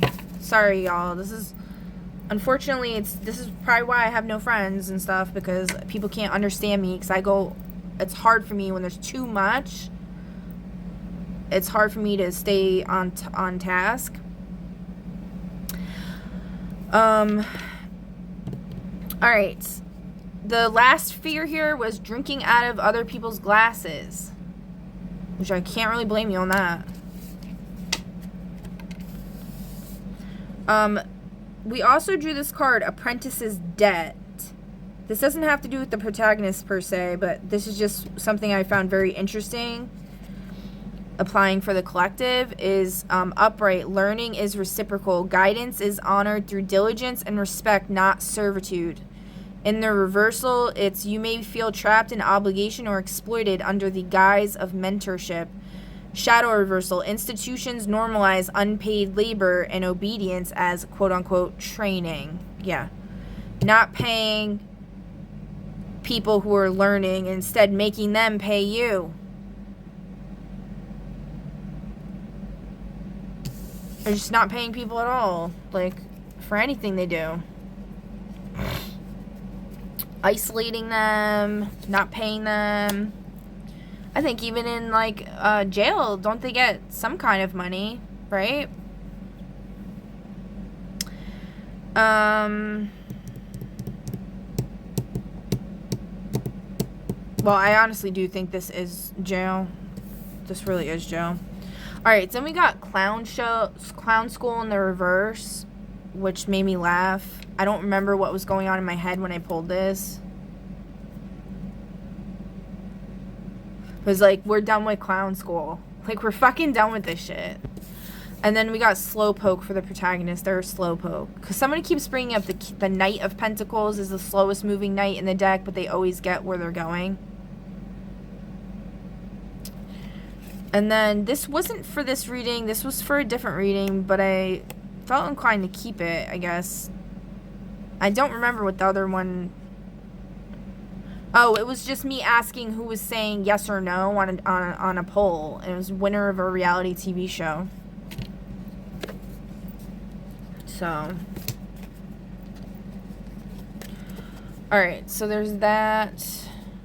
Oh, okay. And then so I asked, what is the plot that's going on right now? And we got science fiction. Story elements are not found in the quote-unquote known universe and explained by scientific means. Setting and plot centered around technology, time travel, outer space, or scientific principles, with or without the presence of aliens. Explores the impact of science and tech on society and individuals. So it's basically this open like possibility, like endless possibilities is like what it is now. And that's actually what the Leo King was saying in his live last night, was like, you guys have all these possibilities open to you, like you're just gonna do nothing. You're gonna do nothing with it. So okay, and let's see what this Chicago, this was so cool. international counterparts. But we're going to be talking a lot about solidarity today, especially how that solidarity needs to be even stronger in the face of a Trump regime that is only cracking down harder on working people in this country. So, follow along with me here as we're going to start to listen in on some of the speakers here at these demonstrations. I'm told that the mayor of Chicago is going to be speaking, Brandon Johnson, who has called for a nationwide general strike. There's another theme we'll be exploring in my interviews. We got creating or discovering something important. Those who don't have your best interests in mind are in charge, have the most power and control. Yeah. So, like, I've noticed Trump doing a lot of cool things lately. Like, I guess he made Social Security tax-free, and he made psychedelics legal, which is awesome. He was trying to say he made eggs cheaper, and he's trying to make gas go down and all this other stuff. But then he started talking about oil, and that's where he lost me in his speech, the most recent one. Totally lost me there. He was also saying something about, in the speech before that one, he was saying something about, because somebody was asking about the leaders that are appointed in some country. They appointed some female, I guess he said. And then the lady that was asking the question said some shit, and then he was like, in reference to leaders, he said he would rather them be, or she said, are you trying to find a leader that's internal, like from your own people? And he said, yeah, internal, but we'd rather have eternal, which is like you never die kind of thing. And this was amidst, all of the, like, Pope stuff, the kissing the Pope and all that crap. And then in the speech last night or yesterday, he brought it up again, was saying how I could have misheard him. I didn't rewind it, and I don't really know 100%, but I'm pretty sure he said, and all of you that are here today are never gonna die. And it's funny because the Leo King brought that up in the live last night, saying how the shot was like the Hydra, which will make you live forever, which I think they might have like taken something from my DNA, because I know I've passed away before, like several times.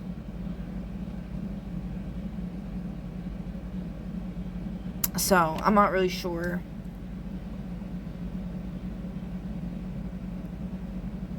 What the fuck they're talking about.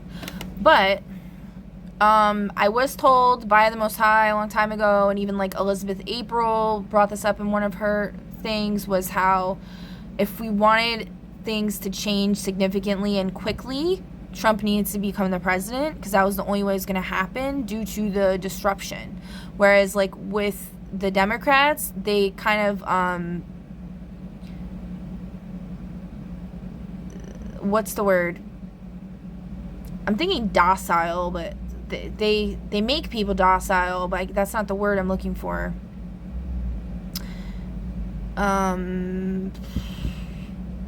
Incapacitate people.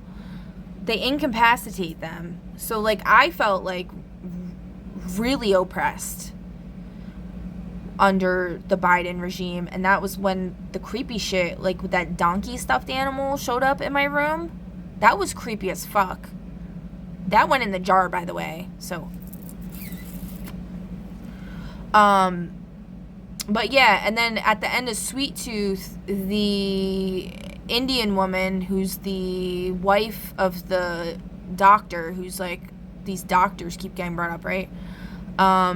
She's staring at the elephant, and basically it was like, that was like the revelation that she had. It was like super important.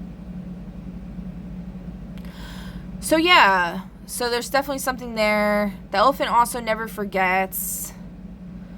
I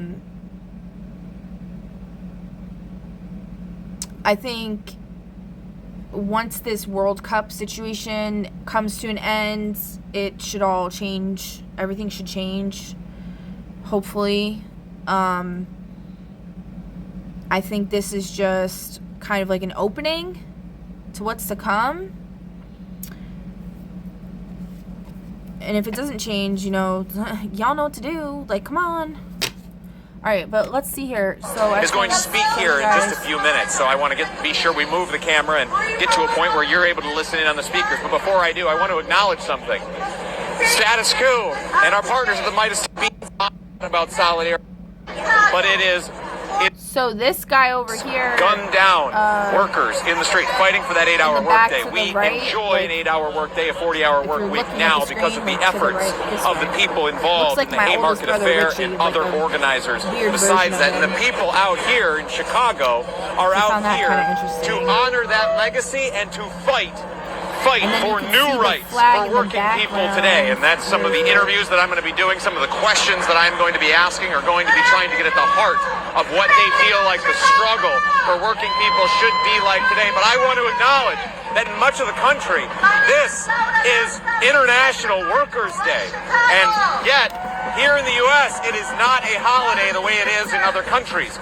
There are people who will choose to observe the holiday in other countries, but it falls to everyday people to volunteer to recognize this day. Instead, our country observes Labor Day, which in part was done to try and break apart working class solidarity from American workers to their international. I gotta delete my storage before we continue because we're going on like 2 hours here.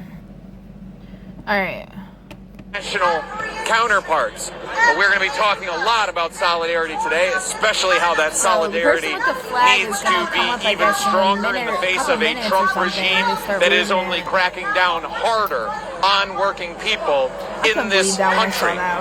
So follow along with me here as we're going to start to listen in on some of the speakers here at these demonstrations. I'm told that the mayor of Chicago is going to be speaking, Brandon Johnson, who has called for a nationwide general strike. There's another theme we'll be exploring in my interviews, is going to speak here in just a few minutes. So I want to be sure we move the camera and get to a point where you're able to listen in on the speakers. But before I do, I want to acknowledge something. Status Quo and our partners at the Midas Touch Network, with their support, and we're very thankful for their support, we are the leading on the ground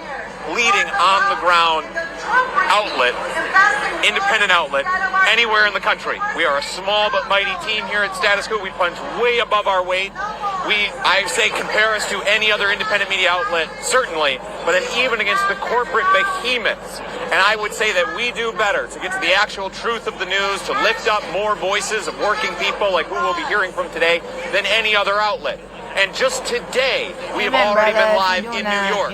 I'm told that I have to be done around 4 o'clock Eastern here to toss back to our coverage in New York.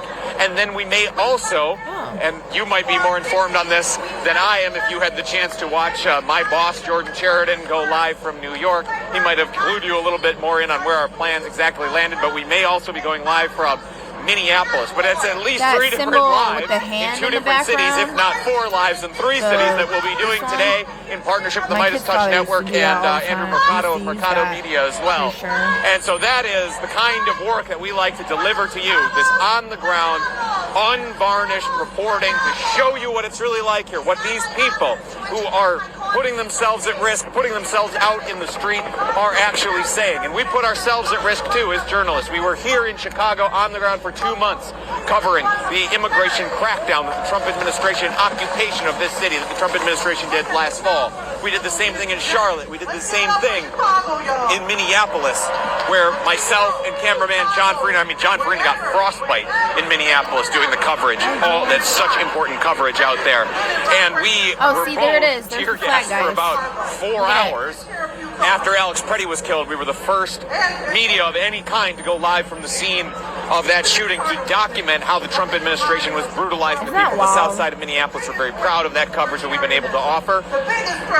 And we want to be able to continue to do on-the-ground reporting like this, but it is very expensive. So if you can, go to statusquo.com/join. For as low as $5 a month, you go to support our on-the-ground reporting and sustain more of it We can only do what we do here with the support of our members. So if you're already a member, from the bottom of my heart, truly thank you. We are working on some really great investigative journalism right now. I spent most of yesterday working on some stuff I can't quite talk about yet, but that'll be coming down the pike here very shortly, and we're only able to do that with your support.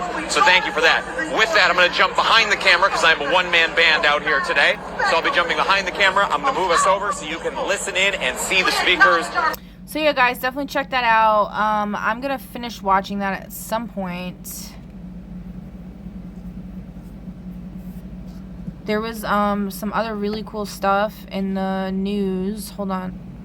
So this was a bee at my school. So this chick that reminds me of Intuitive Goddess or Bella, whatever, like a proxy for her or something. She was in class this day, which was yesterday, and I see her, she's to the left of me, and I see her all of a sudden swatting, and I saw something black, and then I'm like, what the fuck? I was like, what happened? And she's like, did you just see that? And I was like, I saw you swatting. She's like, I don't even know what that was. And then I look over and I see this ant carrying a fucking bee on the windowsill. And mind you, she's like 20 feet, maybe 20 feet away from the window. So unless she swatted it and went flying right there, and the ant picked it up like that. Like, how, that is just wild. And if you know the whole thing with my brother with the ants and then the bees. And then the teacher even said, when I first was like, what happened? The teacher even said, oh my God, what is the creature back there again? Because every time we've had class for the past 3 times, this bee has been in here. It's a wasp. It's I think a yellow jacket or something. So this ant was trying to get it outside. So like I opened the window and I was like trying to like help it to get it to go outside. Even though like, I don't know if I even should have done that, but it couldn't get out there. It was like, couldn't carry it. It was too heavy for it or something. And then it was just struggling. It also seemed like it was struggling mentally with what it was doing. I don't know. Like I was like, is this ant dumb or something? Like, like what it was doing, it just like made no sense. So yeah, so that was really, really trippy. What else? Oh, wait, let's go back to here.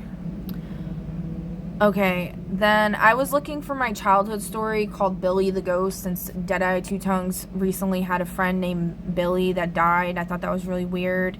And then the Mark David Meyer calls the devil card Billy, and then he brought up one of the recent readings that he did.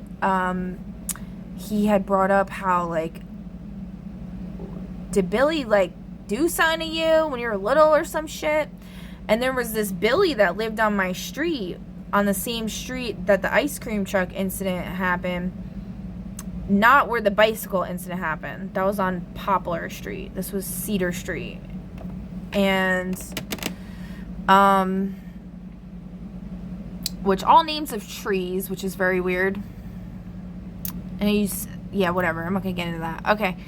And, so I was trying to look up to see if I could find the story, because I don't know where it is here. I can't find it. And this is what came up, though, when I searched up Billy. See Billy at the top? This song, she just changes her mind. She's frequently kind and she's suddenly cruel, but she can do as she pleases. She's nobody's fool. And she can't be convicted. She's earned her degree, and the most she will do is throw shadows at you, but she's always a woman to me. I think it's not a Billy Joel song, though, so that makes sense. But then there's the Misfits. And then there's a picture of my son, my middle son, that got possessed or some shit and had all these issues. And he's wearing a hat that's like, reminds me of the Hat Man that Deadeye and basically everyone talks about all the time. I'm not a fan of showing anybody my kids, but at the same time, you know, whatever. It's like, it's just really weird.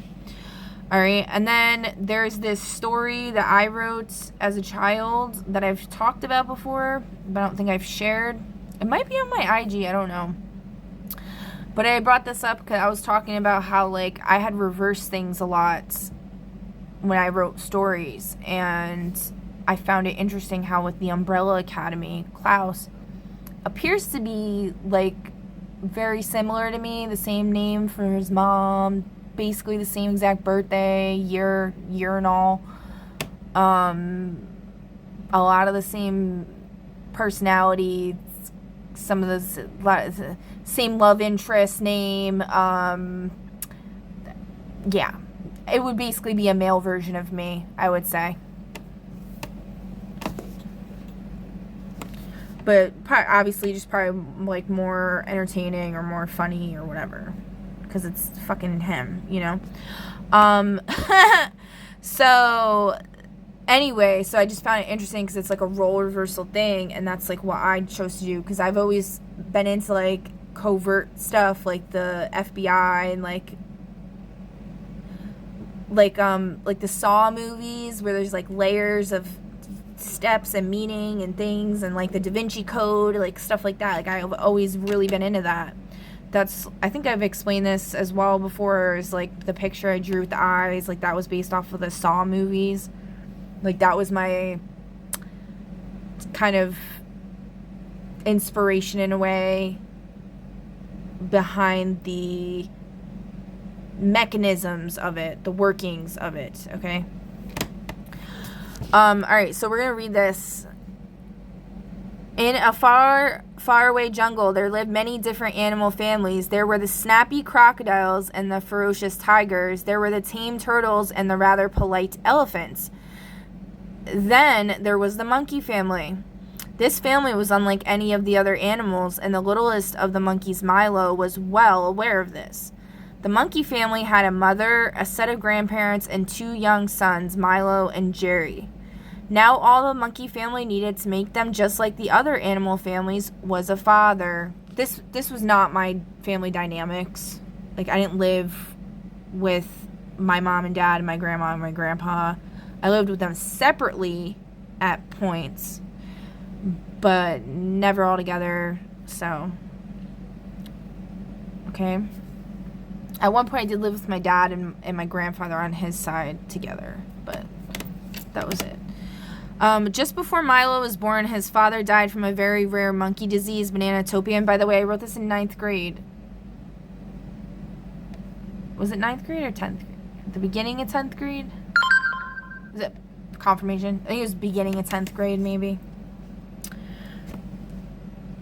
Yeah, it had to have been. My mom passed away when I was 16.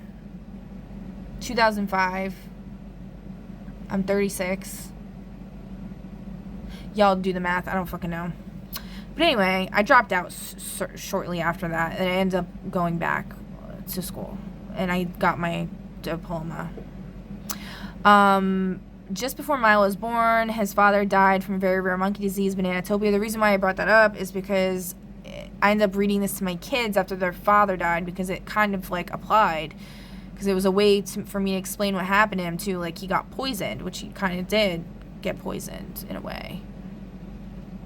But then because everything's so fake in this world, I don't even know if his... Well, I'm not even going to get into that. It's just too fucked up. Alright. Bananatopia only happens when an older monkey eats a very bad banana, and Milo's father did just that. Now, since Milo never knew his father, he didn't quite understand why his family was acting the way they were. There was always a dreary, lifeless quality to the air, and Milo, being a very happy monkey, did not approve of this one bit. His family never talked or shared their adventures through the jungles as he wished they would. They never laughed or giggled over how silly the anteaters looked when they sucked up their dinners. That's funny, the anteaters.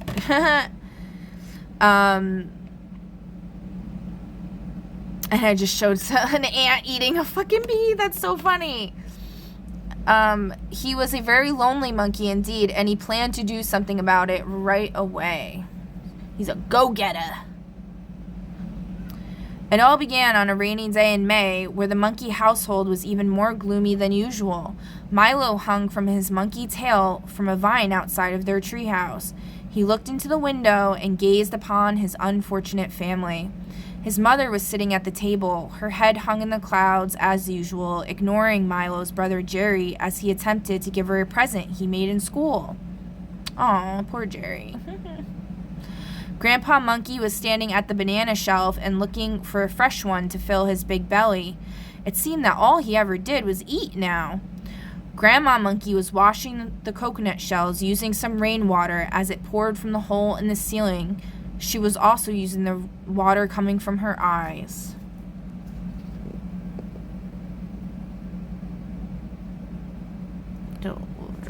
Oh, he's sad.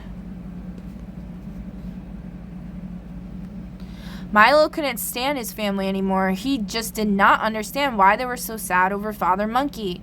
His mother had told him many stories of his dad and how happy and cheerful he always was. He loved to explore the jungles and laughed at the anteaters sucking up their dinners and how silly they looked. Every time he heard these stories, Milo thought that he was exactly like his father. So why didn't his family realize this too? He was determined to get a new father, so this way his family would be perfect and complete, just like all the other jungle animals. He began his search deep in the jungle where the crocodile lake lay. Milo swung from vine to vine as the rain swept across his face. He finally arrived at the lake and immediately called out to his old pal Cindy Crocodile, the youngest daughter of Father Crocodile. "Cindy," he yelled, but there was no response. "Cindy, where are you?" he called out again, and finally a little crocodile head rose up from the dark, cold lake. "Hey, Milo, what is a little monkey doing out here in this bad weather all by yourself?" I think she had like an Australian accent in my head. Cindy asked as she crawled from the water, and I'm not going to do an Australian. I am not good with accents.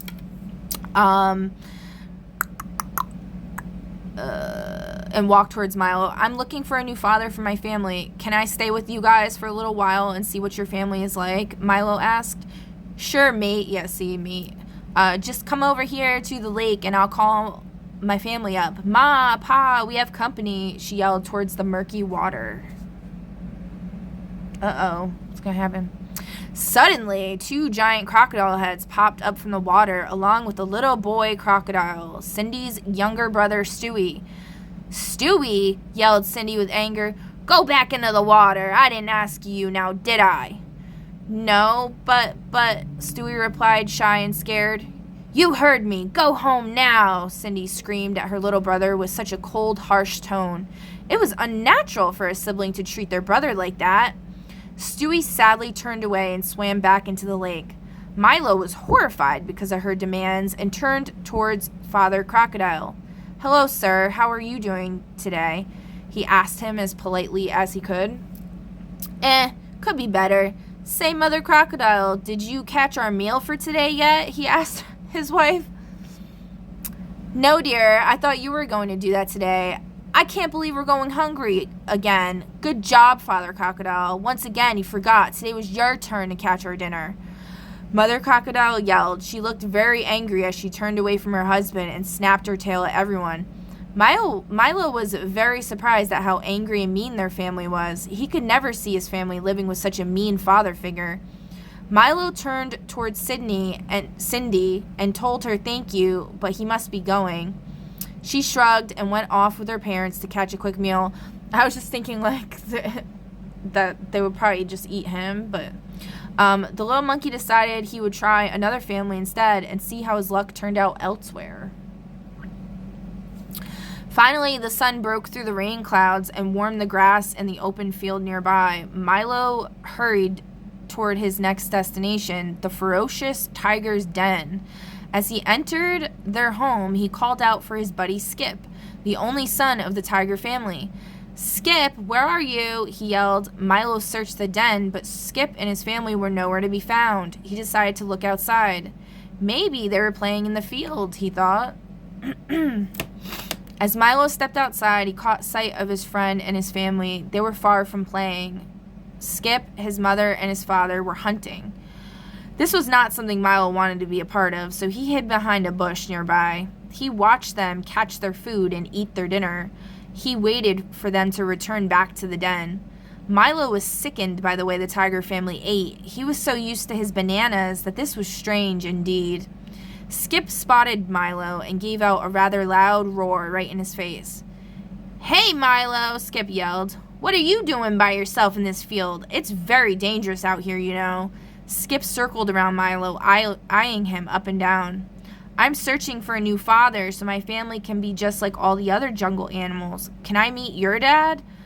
Milo replied. He gazed over at Skip's mother and father as they cleaned their paws off from their dinner. "Sure, come over here," said Skip. "Papa, my friend wants to meet you." The tiger father looked up from his paws and stared angrily at the poor defenseless monkey.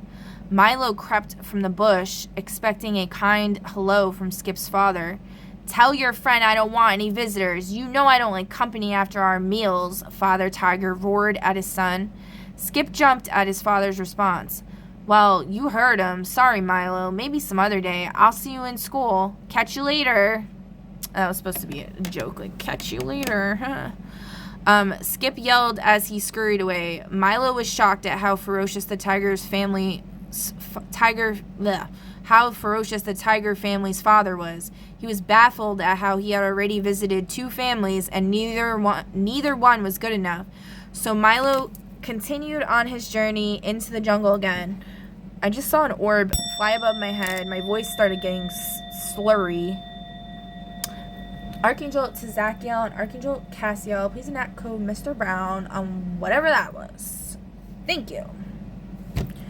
Alright, so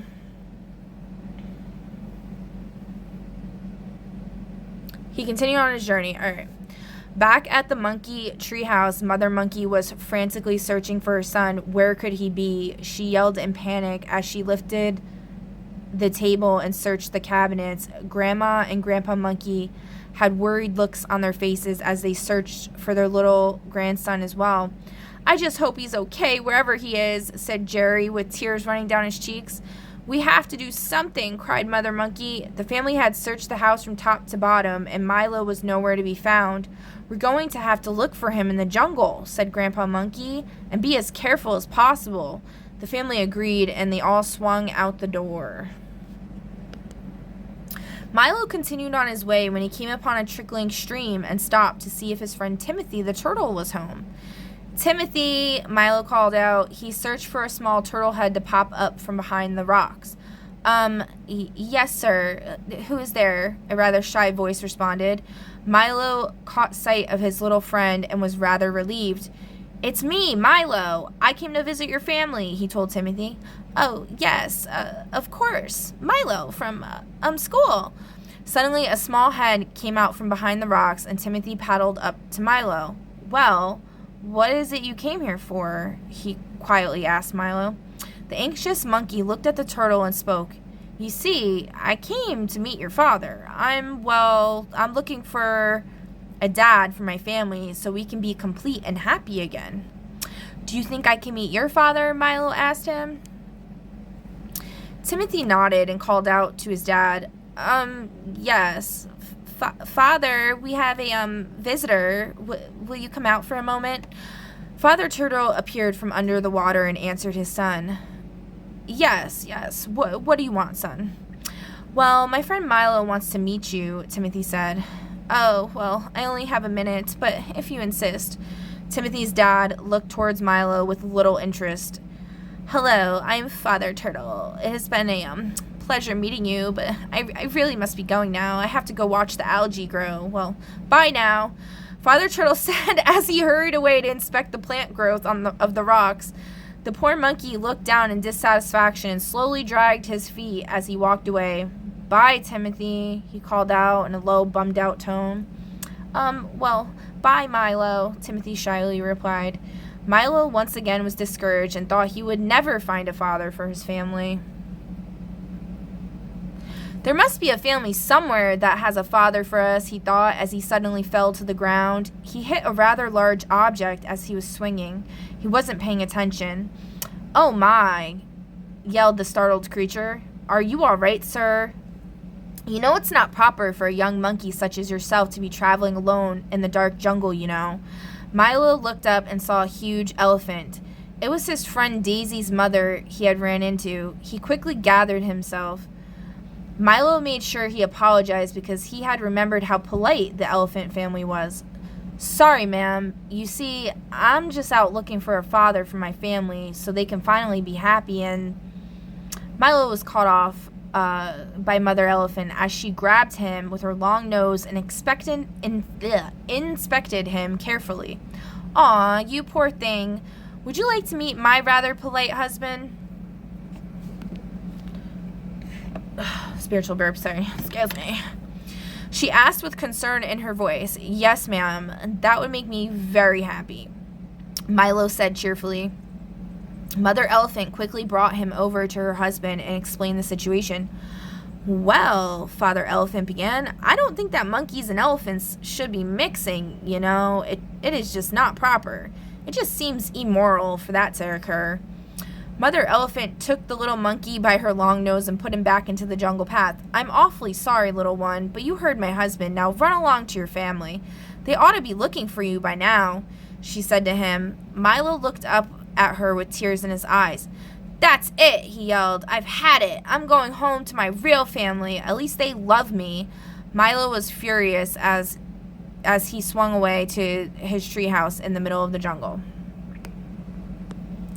The rest of the monkey family was tired and hopeless as they searched for small Milo. I don't think we'll ever find him, said sad Jerry to his mother. Maybe you're right. Wherever he went, he's long gone by now. We just have to hope he comes home soon. But in the meantime, let's go back to the treehouse just in case he does come home, she replied. The family all quickly glided through the thick vines on their way back to the treehouse in hopes of finding little Milo home at last. Mother, Grandma, Grandpa, Jerry, I'm home, Milo explained, but his family was nowhere to be found. Milo was frantic. Where had his family gone? He began to search the outside of the treehouse. He couldn't find his family anywhere. He looked everywhere inside, but had already discovered the place to be a mess. Milo was scared that something terrible had happened to his family when suddenly, from a distance, he spotted Jerry swinging toward him on a vine. He waited for him to reach the treehouse as the rest of the family trailed behind him. Hey, you guys, he cheered in excitement. Where have you all been? Milo's mother walked towards him and grabbed him in her arms. We've been looking for you, Milo. You had us worried sick. Where have you been all day? She asked. Oh, so you guys noticed? I was gone, huh? That's a surprise, Milo said in dismay.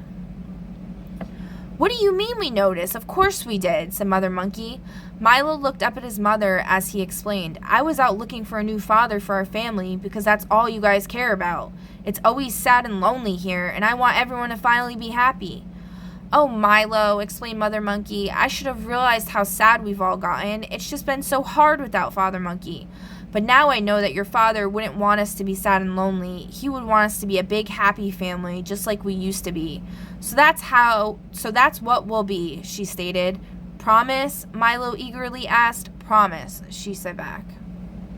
Milo gazed at his family. They all had smiles from ear to ear, and the sadness was completely erased from their faces.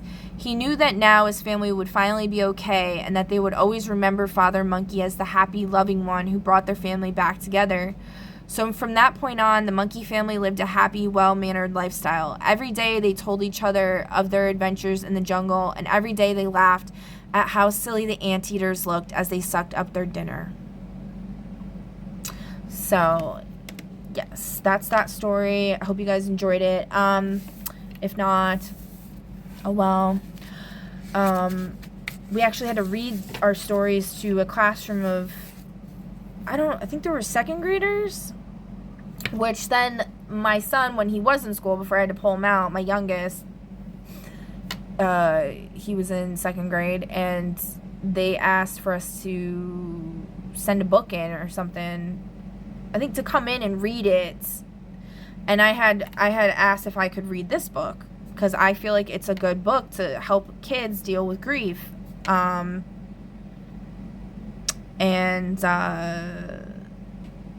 She said, I don't think that's appropriate. That's too tough of a topic for kids. And I'm like, are you fucking retarded? Like, kids literally deal with this shit all the time. It's in, like, every Disney movie. Like, what do you mean? Like, losing a parent? Like, so, you know, just another person being a jerk off to me, as usual. Oh, so there was something else.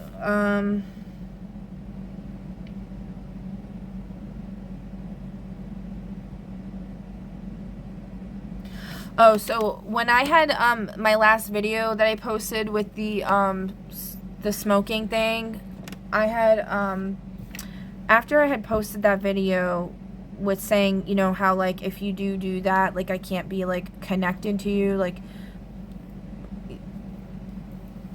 you're not really necessarily on my team. I mean, the whole team thing or crew thing is more like,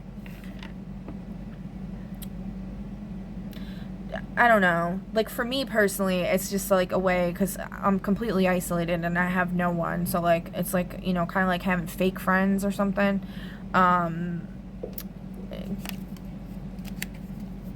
So, it's kind of like a way to stay sane. Kind of like, the Castaway with Tom Cruise? And the volleyball. So, it's like that. And then also, it's like suggestions to the Most High as to who I'd want to move on with me to the other side, if there is another side, you know what I mean? So yeah, and I'm not completely Xing out. When I said that my intention wasn't to eject anybody or do anything like that. It was just to say, like, you know, these people need to really, like, work on healing themselves. Like, it's a really bad habit. I know how hard it is, but, like, I'm not completely saying that you can't smoke tobacco. I think tobacco actually is important for healing and clearing out negative entities and stuff, but pure tobacco, like actually pure tobacco, and not all the time, like once in a while, not every single day, 20 times a day. Like, that's excessive. Things like that, like, you can't be doing it excessively. It's just, everything needs to be in moderation, okay?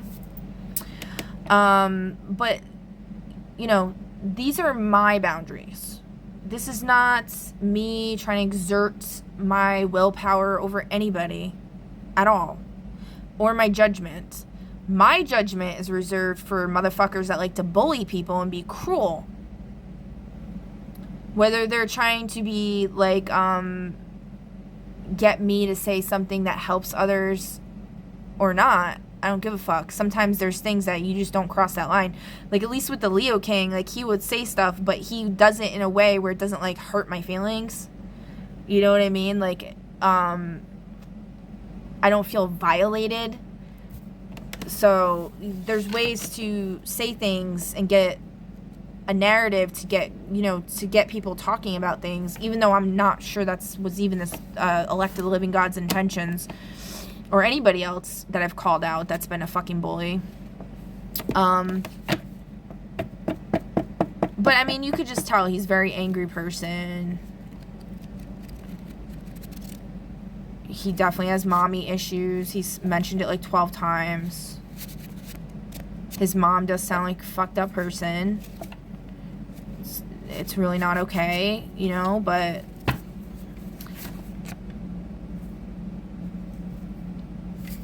Spirit thinks I'm being wise right now. But it's like, it's the tone, it's the aura of yourself when you're bringing up these things is what gives a bad taste in my mouth. Is like, there's so much animosity there's so much hatred, and it's like, that is just poison. It's literally just pure poison, and it's too much poison to the point where, like, I'm thinking of like the movie The Princess Bride, where, you know, he's Dread Pirate Roberts is competing with the other dude, and I can never remember his name. I always have to look it up. I'm not doing it right now. The guy with the lisp that thinks he's so smart, and then they do the Duel of the Minds, and Dread Pirate Roberts wins because he's been making himself immune to whatever the poison is that this guy was using. So it didn't matter which cup he drank from, he wouldn't die because he was immune to it, right? So it's like, I'm not talking about like that, like poison of the mind in that kind of way. Like, it's like too much to the point where like you can't immunize yourself of it because it's spewing in there too, like all the time. That's the kind of hatred or spew that just sits there and festers and it wraps around your brain like tentacles. Like you gotta let that shit go. You gotta let it go. Even if you have to kind of like think of it, you have to flip the script on it and put it in a different context. Like, what is the glass half full in the situation? What did you learn from the situation? Where was the potential for you to get superpowers from that? As fucked up as it was, that's where the power lies. Not in spewing hatred about her on almost every single live that you do, and then making like mothers and women feel uncomfortable because you could just sense the hatred there. So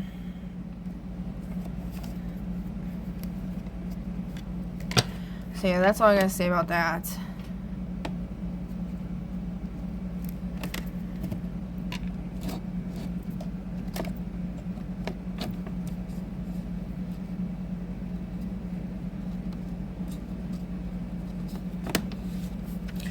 And then the thing with Deadeye is I've witnessed him being kind of a bully to Cody like one time where it was like made me feel uncomfortable. But I also don't know if he was just kind of fucking with him. And that was a while back. And then there was like one other time. But granted, like I've said before, you know, like nobody's perfect. I'm not perfect either. And I've been a fucking psychotic bitch before in my life. I've freaked the fuck out. But I honestly can't say it was not unprovoked. Maybe there was like a handful of times where it was like unjustified and then I like apologized immediately after. Or like I'll literally tell someone like I'm really not having, today is not my day. Like I can't socialize, I can't. And then they'll just keep coming at me and stuff and then I'll freak the fuck out, like that kind of thing. But anyway, the only thing I could kind of sense from him is that he might be the type of person who like,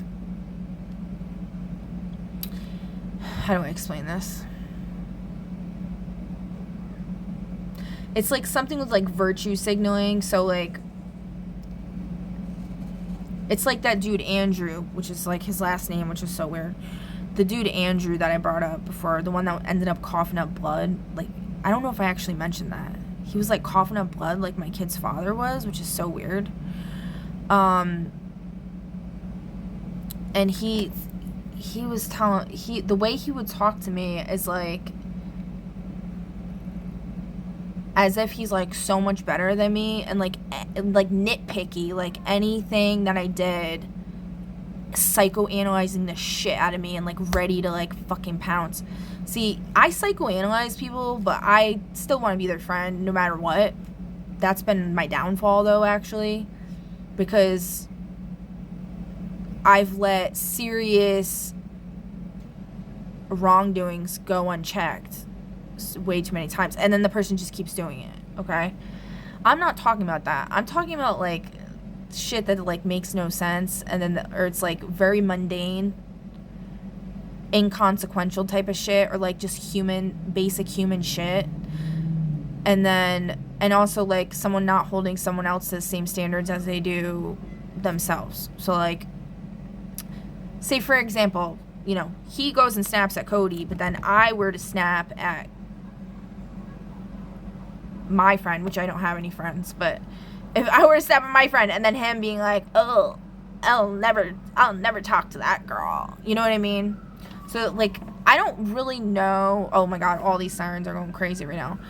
I don't really know that that's how he is, but it's just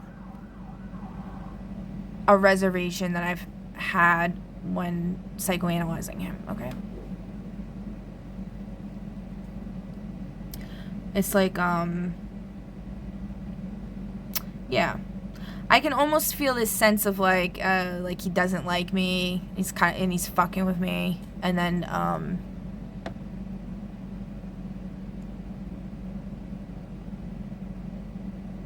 And I even remember, like, Robert Sheehan was in, like, an interview, and he said, like, he doesn't like Klaus. Like, he doesn't like Klaus. So...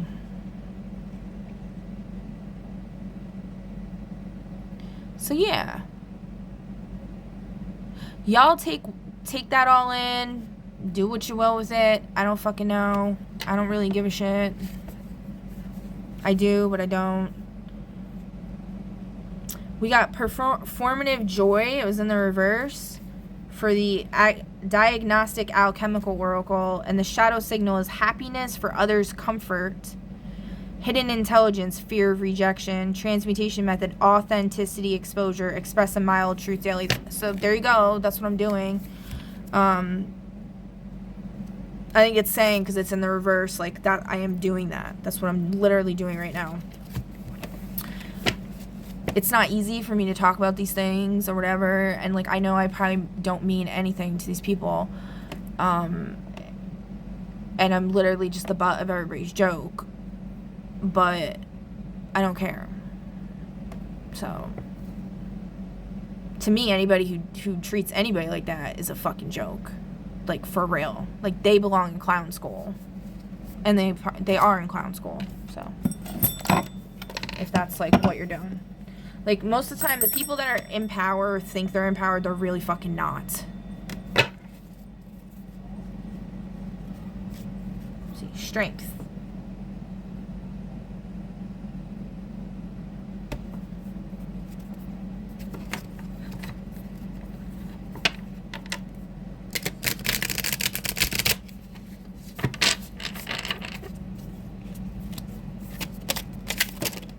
Oh, okay.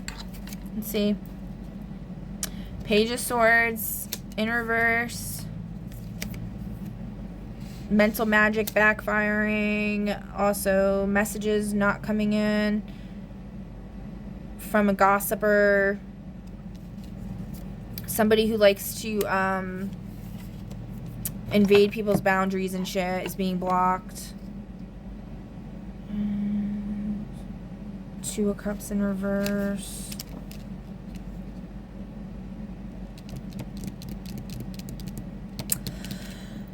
Hold on. So we got Page of Swords in reverse, Four of Pentacles in reverse, Two of Cups in reverse, Three of Cups in reverse, and the Fool in reverse. Everything's in reverse. We're going to read from the pamphlet, the Beetlejuice pamphlet. Alright, what's the Page of Swords in reverse in here?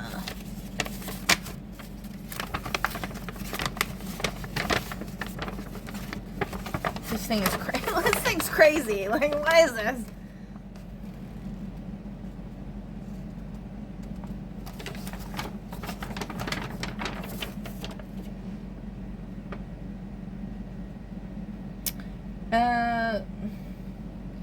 Okay, the impulsive nature of the Page of Swords may find you having said something you wish you could take back. Maybe you've called your client a flake or insinuated that their art scares people. Whatever the case, this is a sign to slow down, choose your words carefully, and plan before you strike. So, I'm just taking that as like, okay. Well, yeah, you know, like, I feel like I chose my words carefully. I think other people haven't. We got employee in a fast food restaurant. Joji. Got some Joji energy going on here. Rapist. That was one thing that the president kept saying was like, all you Joes sitting in the front. All you Joes.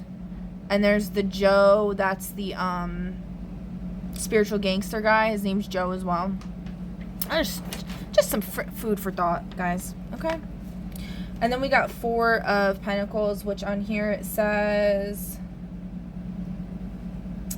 instead of helping others find peace and quiet, you're securing it for yourself. When reversed, this card represents dedication to your well-being. This may mean building your savings or investing time in your home, ensuring that you have everything you need for the future. Yeah, I think I am. But I'm also caring about other people as well. I am caring about other people. But I think most other people, this is not talking about me. This is talking about people that like to talk shit and be bullies and cruel. And all they give a shit about is themselves, which is very obvious. He's complaining about his money and all this other stuff. And then...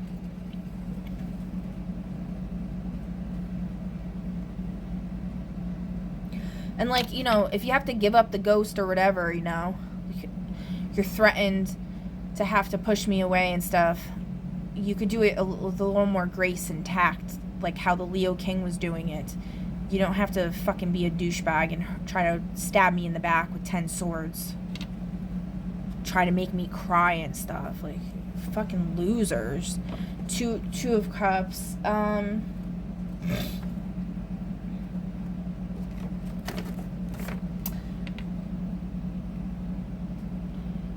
In reverse, where there was once harmony, there's now discord. What went wrong? It's a tongue twister. Instead of speculating and assuming, have a heart-to-heart talk with your partner. Even if it's time to part ways, it should be done with honesty and respect for one another. Yeah, you know, I don't think anybody's gonna actually, like, talk to me. Nobody ever talks to me. They always just beat around the bush. So, it's all fake. It's all a bunch of bullshit. Nobody really seems to care. So, I'm just delusional. I've been delusional because it's, you know, it's literally like the Castaway. You know, it's like, I'm a hermit. I'm a Virgo. I mean, I guess you could call me like a Libra Virgo cusp, but like Vedically, I'm a Virgo. Tropically, I'm a Libra. You know, and then I have Vedically the Libra moon, and then Aries rising Vedically and Taurus rising tropically, okay? So, like, I like to be in my cave. I'm comfortable with being by myself. I like being alone, but I really do crave that partnership. I crave that companionship because, like, the Libra moon, it's all about partnership. It's all about love. And I also have Venus and Pluto in my 7th house, I think. Right? Do I? I don't even know. Let me see. Let's look. What do we got? What do we got here?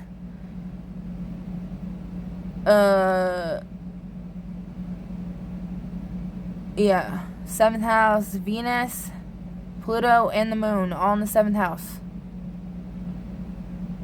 So Pluto and the moon are in Libra. And then my Venus is in Scorpio. Yep.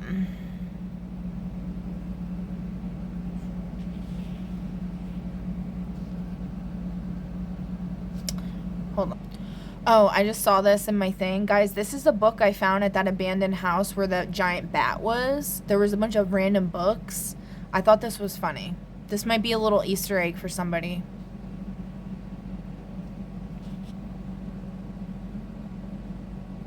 Oh, and it says Harlequin.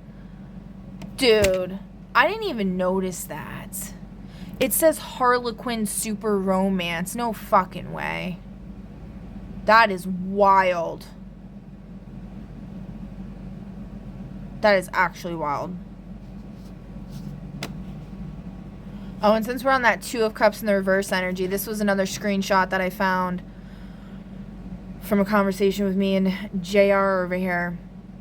And he asked me, and what do you believe it to be? I think you're talking about love. And I said, 2 people who idealize that one true love above all else, and that's literally what their soul is built upon, coming together on common ground / goals / dreams / morals / ideologies, and each person ultimately finding the missing piece to their puzzle in that other person. Feeling whole when you're with that person, like time stands still, and that nothing truly magical or truly of a good nature and concept is impossible. And you can move mountains and part the sea because of how deeply profound that love is. All-encompassing, all-enveloping, all-forgiving, unconditional, everlasting type of stuff. The stuff dreams are made of is where that good love juju lay.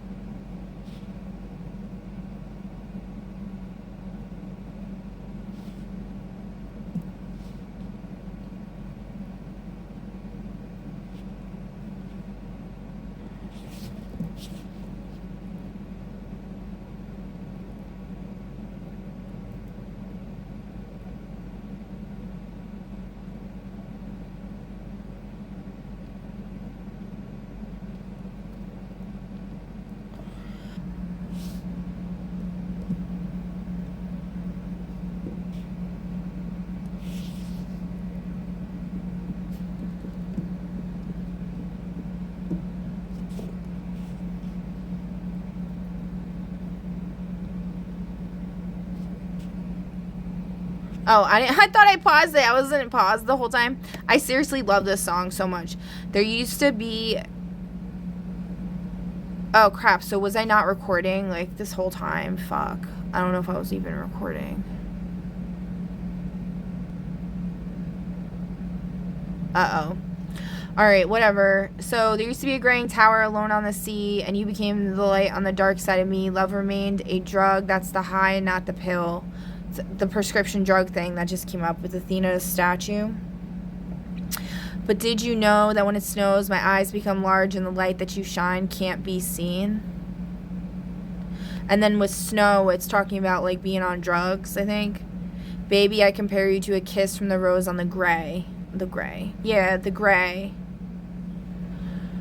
So, yeah, the gray, like, being sad and shit, and then a light hits the gloom on the gray. The graying tower alone on the sea. I don't know why I kept getting it confused with grain. Like, doesn't even make sense. But yeah, my brothers used to play this song in the basement. They had their little setup in the basement. My oldest brother moved his bedroom because they shared one upstairs, and then he moved his bedroom down there and had like sheets put up as curtains. There's like a bar down there. It's kind of creepy down there, but anyway, and they'd be blasting this shit like all the time. So funny. Okay. So yeah, if you missed it, I don't know. Fuck, I don't know if I was even recording this whole time. So we're talking about Timmy the humpback whale, Afghanistan surrendering its mineral wealth because it's got no friends, something about a nail technician hexing and cursing them. Archaeologist finds marble statue of Athena, and I said some Percy Jackson and Medusa type shit. And then we got ancestral versus modern or some shit, roots needing to be addressed, traditions, ancestral traditions, like what is it called, like in the show Shameless, they talk about it all the time. Gentrification or whatever, like that kind of thing. And then it was in relation to like natural medicines, which, by the way, that was one thing Trump brought up a lot about, was prescription medications, that he like made them so they're affordable now or whatever. And then he had Dr. Phil on there, and Dr. Phil was talking about keeping promises. And that was one of the things that I wrote down. What happened in the upper dimensions in 1983 when the government broke a promise to not tax Social Security? Because I feel like that might be where something got hijacked in the upper dimensions. And then, yeah. I've been talking about, like, keeping promises, helping the world keep promises. It's a big fucking thing. And then they brought that up. So there's something there. If anyone can riff off of that and figure it out, that'd be great. Well, let's see. Slums. Something with the slums. Nuclear weapons. Oh, he keeps talking about nuclear weapons, keeping nuclear weapons away. Divorce or relationship dissolution, identity shock. Okay. Alright, and then we got iconic endangered bird returned to New Zealand's capital after a century's absence. So again, with this stuff getting returned. Tardigrades have gone from being tiny, extremely rare creatures to becoming true guardians of the galaxy. I found that really interesting. And again, with the Terra type of name, Tar. It's like retard and Terra put together. So it's like a Terra retard upgrade happen. Alright.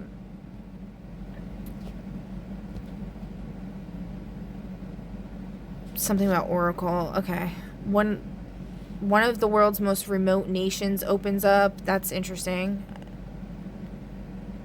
This I found really interesting. They embraced for 12,000 years. Now DNA has revealed that This Paleolithic scene was even more moving and mysterious than it initially appeared. The one with the at Mount, fuck, what is it? My God, I think about it all often, because I always think about how much I love my youngest. Like, he's still a baby to me, and I snug with him, and like, I don't know, like, this gets brought up a lot, and I also just to kind of think of it, like, I would be okay if the world ended as long as he's in my arms, and like, I just think of that with what the fuck is the name of it? I want to say Mount Vesuvius. It's not Mount Vesuvius. Mount St. Helen. I don't know, guys. Human heads have changed shape a lot. Trump's expanding access to retirement accounts. Okay. I don't know. There was something else, but I can't find. Oh.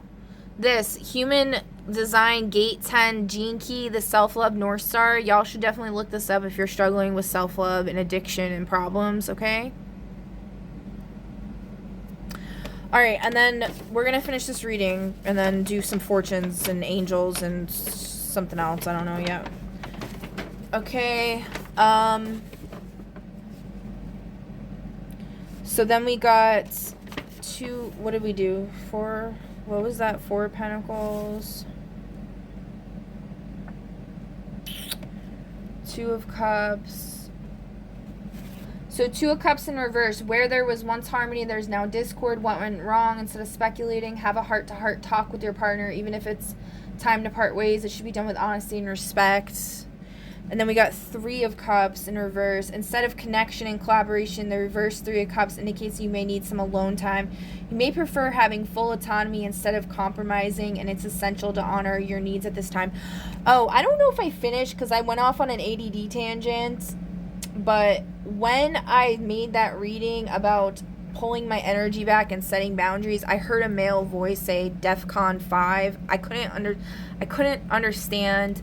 It's like as if when you're waking up from a dream, although I was fully awake, but it's kind of like that where like you wake up and your dreams. Rion explained it really well. It's like when he wakes up, like he has like 12 beings like tackling him. No, keep him asleep. He can't wake up yet. You can't remember yet. Like to not let him remember his dreams. So it's kind of like that.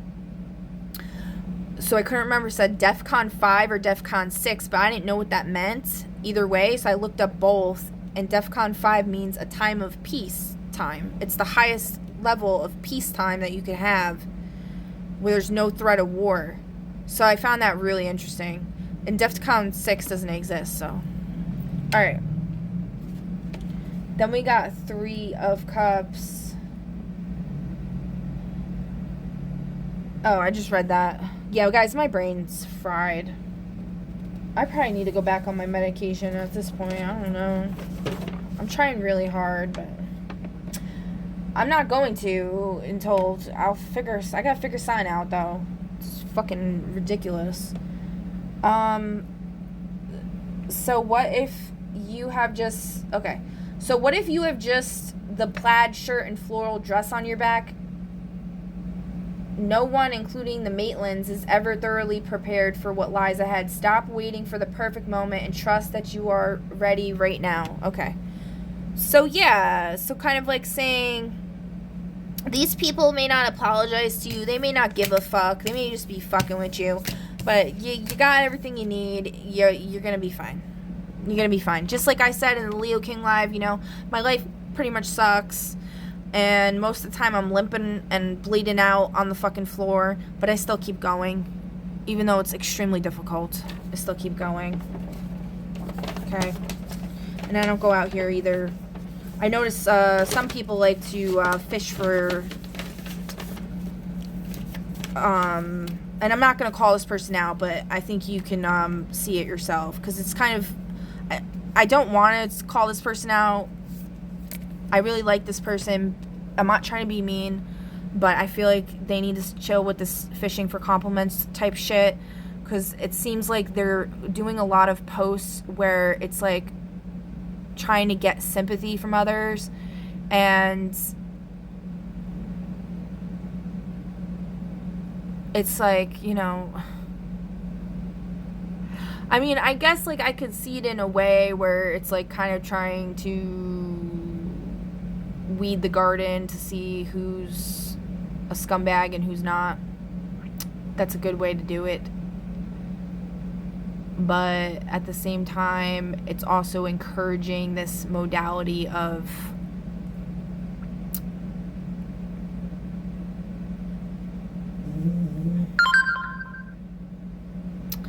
it's almost like encouraging this modality of, like, trying to make people,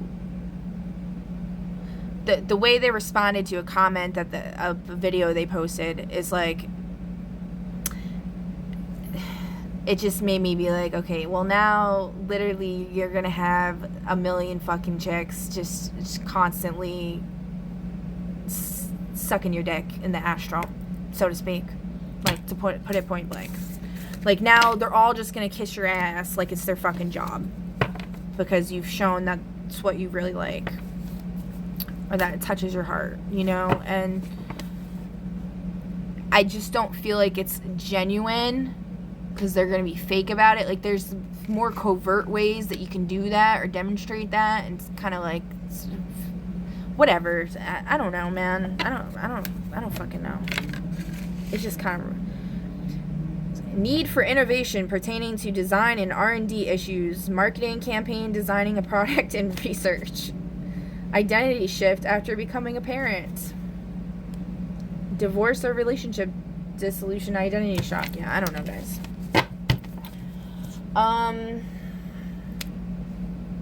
Okay, so pick a number between 1 through 5. Pause the video if you need to. Number 1, your fortune is accept the next proposition you hear. Number 2, love truth but pardon error. Number 3, a positive change in your living situation is on the horizon this month. Number 4,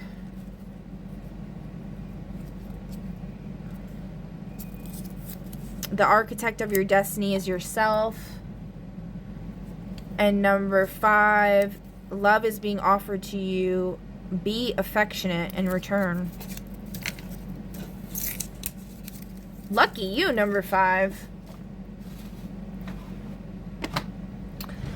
Okay, and then we'll do angels. So pick a number between 1 through 5. Number 1.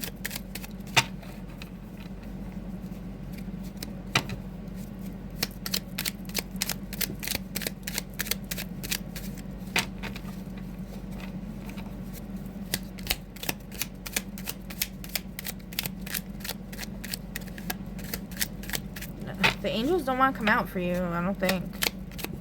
Oh. Okay, there we go. Grace. You got the angel of grace. Okay. Number 2.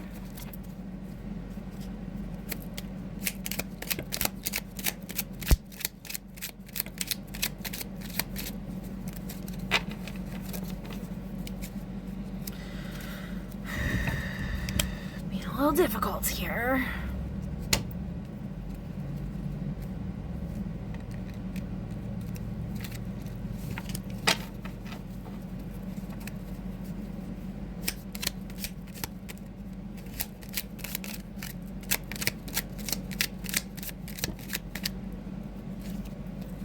Love. You got love. Love, baby.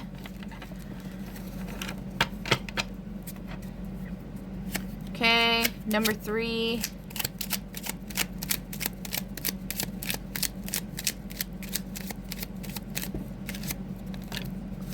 Oh, jeez.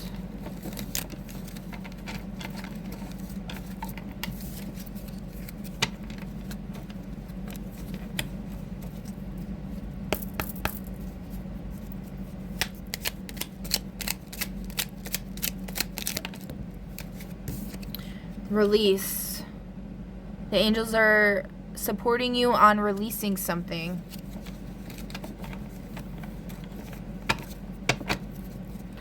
Number 4.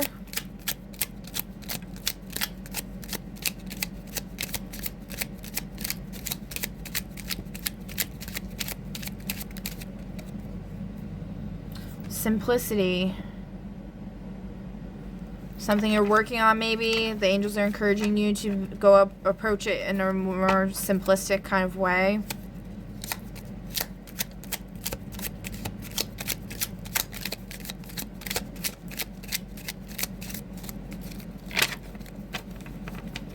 Number 5, Spirit, come on. Come on. We're already at almost 3 hours. Holy shit. I mean, holy shnikes. Tommy boy. We ain't talking shit about the Holy Ghost. Healing. The angels are supporting you with healing right now. Alright, and then real quick, we're going to do the Codex Morales, since people seem to really be struggling with morals lately and how to treat people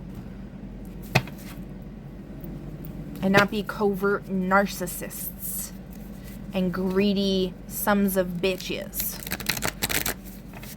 Because even if you get nothing in return, what matters is your fucking integrity and who you are as a person.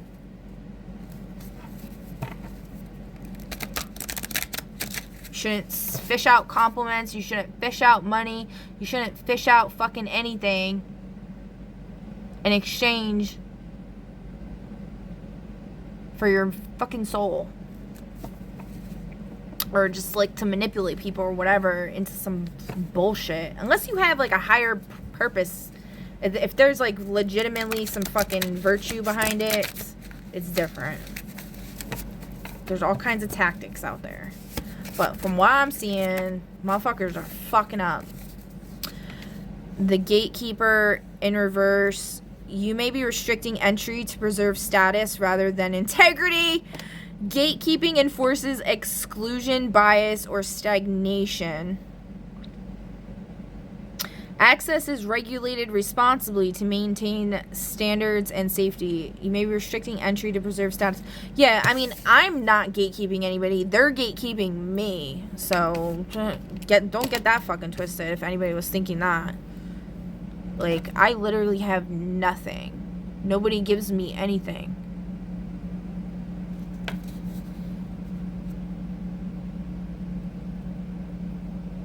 So, then we have Aftermath, and this was also in reverse.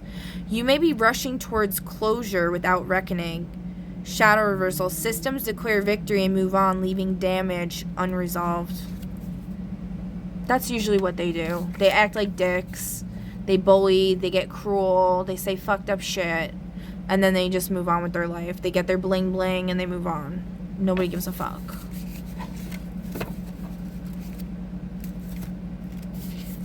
We also got misuse of skill in the reverse. Skills are being used for manipulation, exploitation, or harm. Shadow reversal. Institutions reward harmful applications of expertise while denying responsibility. Yep. So. Alright, y'all. Those are the messages. Oh, let's pull a justice real quick on all this bullshit. How about that?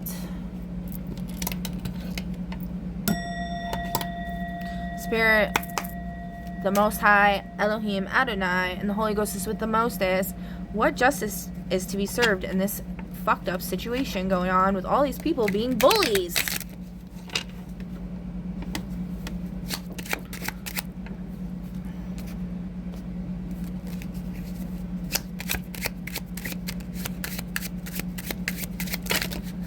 Oh my god, that was like half the deck.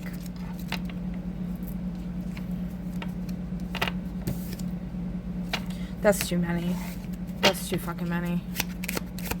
I gotta wrap this up. I don't have time for that. Okay, thank you. You're being kept behind the scenes to protect someone else in the reverse. Okay. So that's already like, that's already been a thing. We already know that. Who's trying to be protected? A cheater. A prison guard. Oh! Wow. Go figure. That one want to come out. Policy reversal. A harmful rule, law, or decision gets overturned. That's just been enacted. Bottom of the deck, we got collective pushback. A group refuses to tolerate unfair treatment. It was in reverse, so it's already been. They've already been. Alright, guys, that's what I have for you for today. I hope you enjoyed this reading. If not, oh well. Sucks for you, I guess. Because you wasted your fucking time. But, anyways.